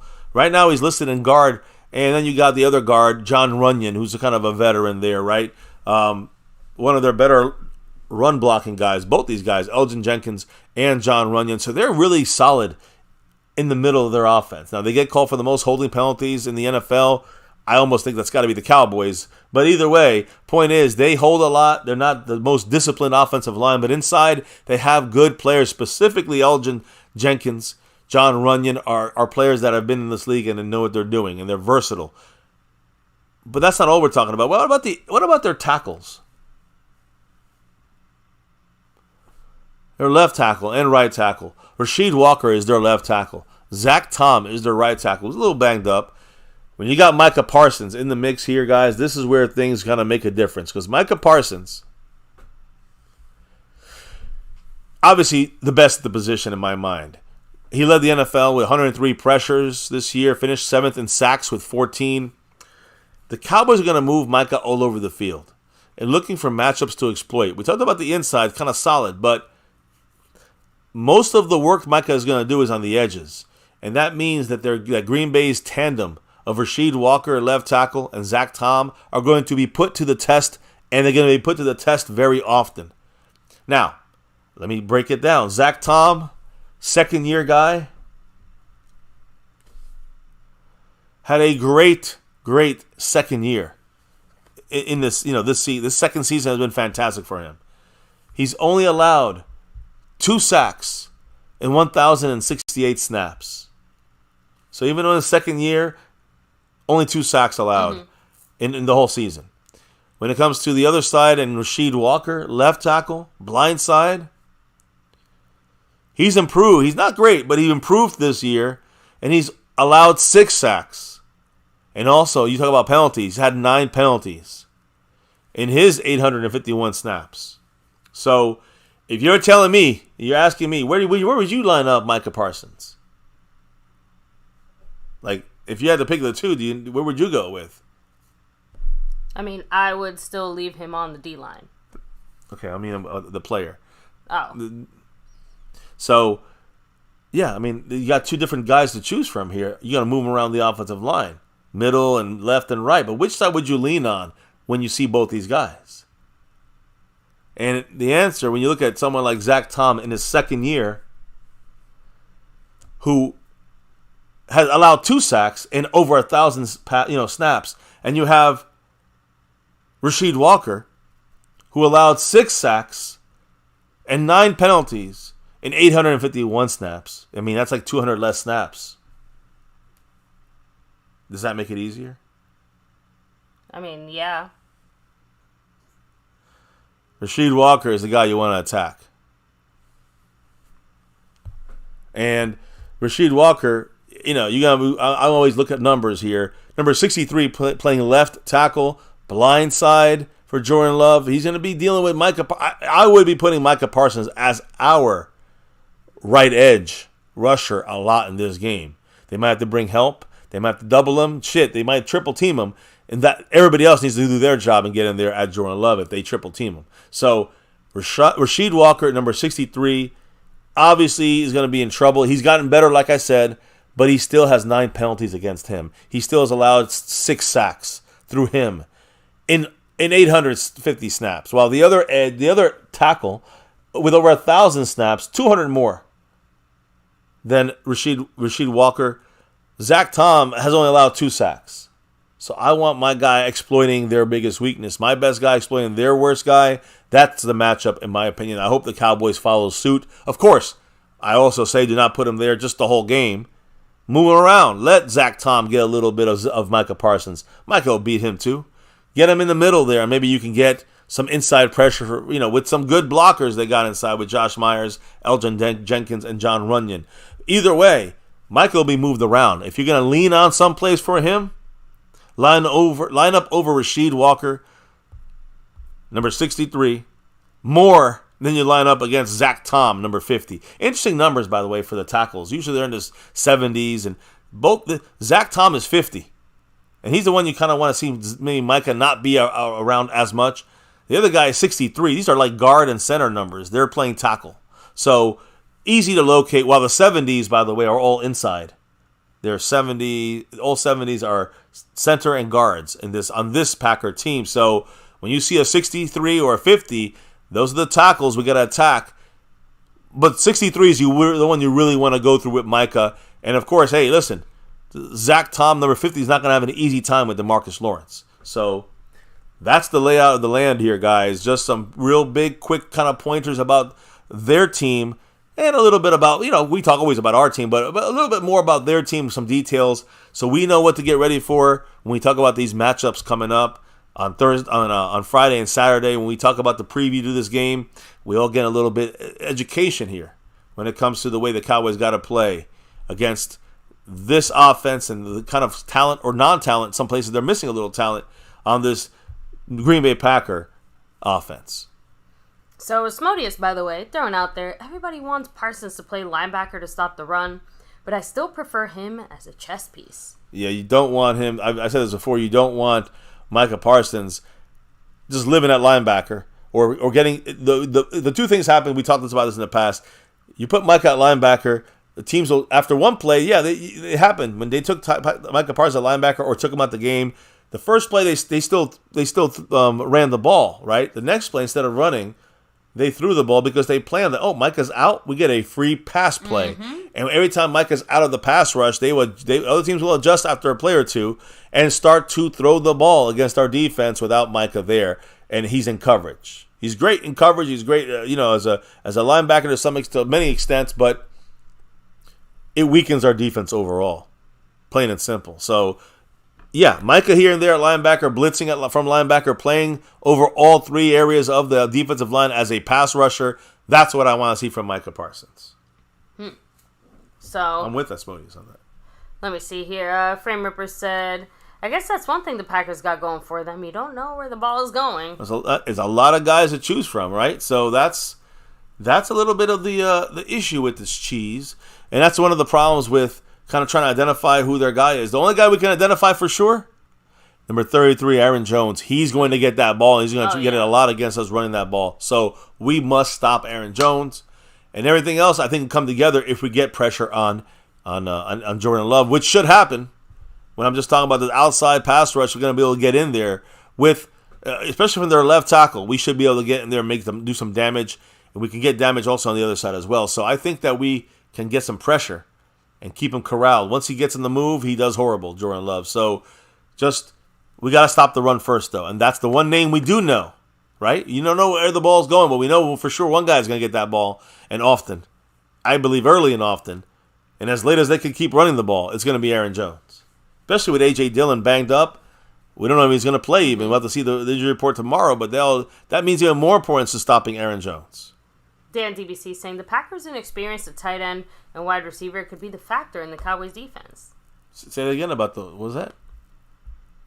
He said the Packers' inexperience at tight end and wide receiver could be the factor in the Cowboys' defense. That part of it, they play well, but they play against the Bears and kicking ass on these teams, the Vikings. So I think, and they're not even kicking ass; they're like barely winning against these teams. So I agree 100%.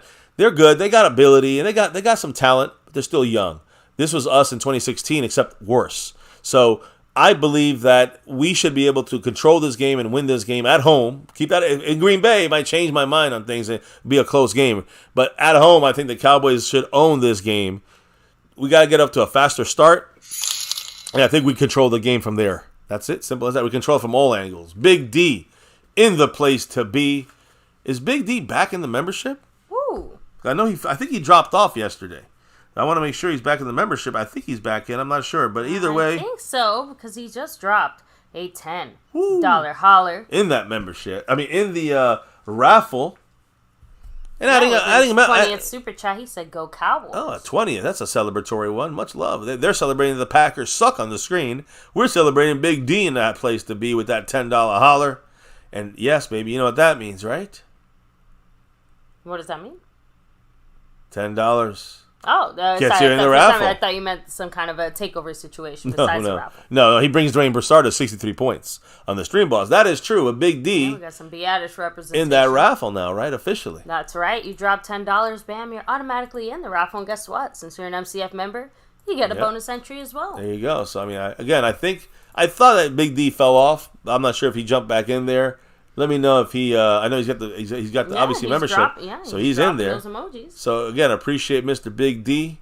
Yeah, he just jumped back. I see him. He just jumped back in there. So don't know when it happened, but he's in. Appreciate you, sir. And yes, memberships do have their perks. He gets that. Gets in the again. If he dropped anything last week, he's also adding to that because every 10 on top of that.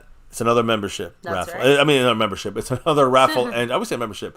It's another raffle entry because the membership part is of course, if you're in a membership, you get one bonus entry for this raffle. But every 10 on top of that, another raffle entry to help get your chances up to win one of these 4 sewn and stitched choice of yours. About 40 different players from different eras, great and old school and new school, different styles. You know the deal. First, second, third, fourth, all for you. Will get one of these jerseys each. Your choices. Your choice of style, player, the whole thing. Big D in the raffle now, officially. So, and again, much love to everybody in this thing. Good luck to you all. And big shout outs. Extra special love to the Lunatic for making this happen. With that said, guys, of course, take your final seconds here to hit like, subscribe, hit that notification bell. Follow us anywhere and everywhere at MyCowboysFamily. Hop in the Discord, link for that's in the description box down below. And as we get rolling here tonight, of course, have to shout out the people making MCF happen, our sponsor of the week, going back to back, Jason Renfro. Thank you so much, representing as a sponsor of the week, although he did hand off his membership crown to the man JD from DC, who is the membership gifting king this week. Thank you so much, JD. If you look up above, you see Dwayne Broussard, the top dog, is bossing that stream around with 63 points left on the board. Beatish style. Yeah.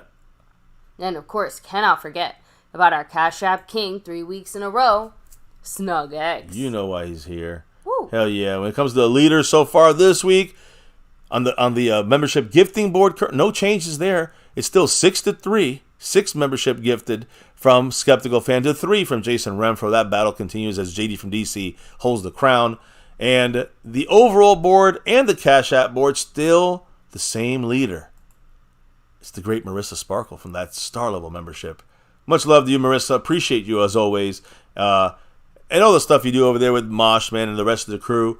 Marissa Sparkle, star level member here since we started, since she came on board and representing that star for everything here. She lives in Big D. She lives in Dallas. And she's a big time Cowboy fan. So much love to Marissa, who's leading the overall board and the Cash App board as of this moment here, as we're entering, finishing the 3rd day of the week, entering day 4 of 7 for what's going to be an interesting big time battle. Biggest game since 1995. This is our Super Bowl, last Super Bowl. This could be the start of the biggest games going forward. Wild card game at home against the Green Bay Packers. I am ready for this. I know you guys are too. So hit up the shout. I guess shout out everybody. And, let me shout out everybody from the any chat. side comments, if you see one or two, throw them out there as well. So Asmodeus, Big D. We have, of course, Frame Rippers, much love. RJ, Crooklyn Smoke. Yes, Dan DBC. That's smoking, because you didn't know. Oh, okay. Well, by the way, I think he's like second on the board. Believe it or not, he's still second on the overall board. Getting those raffle there you entries. go. Yep. The man, the Lunatic, of course, much love. Bo Smith in the house. 28 Alice. Hey, Alice here with us. Nandy, hello and hi. We have Pioneer in the house. Asmodeus, much love. Bruce got the toxic juice. Snug X in the house. The Lunatic. Xavier Hidalgo. Thomas Garrett. Jared Jones. Danny in the house. Cowboy Nation. Let me see. Catch This Fade. All of you guys. That's about as far back as I can go here on my part. Again, thank you so much. Burn Bar in the house here as well. Thank you for rolling through. Yeah, I got to do the shout-outs too. For those that dropped the love from above to tonight's episode, tonight's show. Malcolm Williams and the Navy Blue crew, along with Big D. You just saw him jump in there in the Navy Blue. Also dropping the love as well in the stream today from Big D. We had the Lunatic for this big raffle. Much love to him. He dropped a little love. So did Jason Renfro, dropping a little dollar holler. Frame Rippers dropping a couple in here. Calvin Richard making a move for some raffle entries. Dwayne Broussard kicking it off with the pre-stream $2 holler. Thank all of you guys for your love and support here. And baby, let them know why we do this here on the nightly here at My Cowboys Family. Why do we do this? We're representing it. Why do we do it? It's that navy blue, that silver too, and that star over everything. Win, lose, or draw. Good, bad, or ugly. Here on this channel, we root up that star over everything. Of course, here on My Cowboys Family for 6.5 years and beyond. That's where we're at right now. Over 6.5 years on YouTube. Here on My Cowboys Family, never forget the number one thing here, now, and forever. As always, go Cowboys. You know what I'm going to say. Let's get that 6 and beyond. Thank you all for dropping your knowledge in the chat all night long. Can't do this without your guys' thoughts and opinions on our Dallas Cowboy football team. Thank you, of course. Truly humbled and thank you for the best of the best here of all fans with your drops of love from above and your support, whether it's membership, gifting it's Cash App, Super Chats, whatever. You guys are where it's at. So thank you for your love and support as we bring you another one tomorrow here for reversing things here. Our defense has been talked about. We're going to talk about our offense against this Packer defense, which has a lot of weaknesses.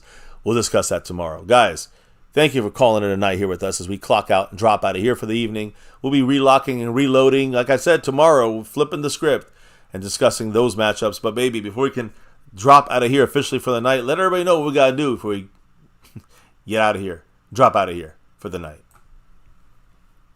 We got to drop the beat. The beat's been dropped, guys. Thank you here for rocking with us once again for another Wrapped Up. Thank you, Asmodeus. There's another show, right? And then in here, another Cowboys chat in the books. Wrapped up here, guys. We talked all about, of course, injuries. Stephon Gilmore, 21, and 73, Tyler Smith, and a couple little bumps and bruises. Talked about it all. Knock on wood, it's looking good. Of course, we hyper-focus, not just on Dan Quinn's, coaching opportunities, or McCarthy's coaching situation, but about that defense, that big D from Dallas. So that Dallas defense against the love in Green Bay. So we talked about that, Aaron Jones and all, how to stop these SpongeBob cheeseheads and try to get this win, at least from our defensive mindset against their offense. We talked about it all. Check it out if you haven't. Comment down below. And, of course, never forget, here at MCF, it's about that navy blue, that silver too, and that star over everything. Never forget the number one thing here at My Cowboys Family. Much love to all you guys in the house. Hitting that like button for the stream. Subscribing to the channel. Almost at 29 too. Almost at 30K. Almost a little over 800 away. Guys, hit that subscribe button. Put your notification bell to all videos. And of course, follow us on Twitter at MyCowboysFamily, Discord, all that stuff's in the description. Check it out. Thank you all for another one here. Have a good night. Stay safe. Much love to all. And never ever forget, go Cowboys!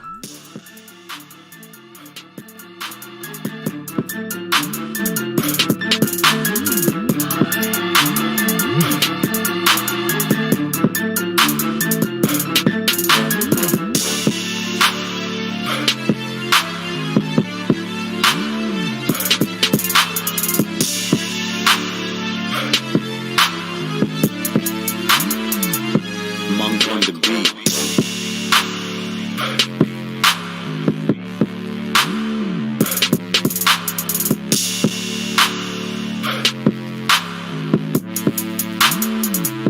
Monk on the beat.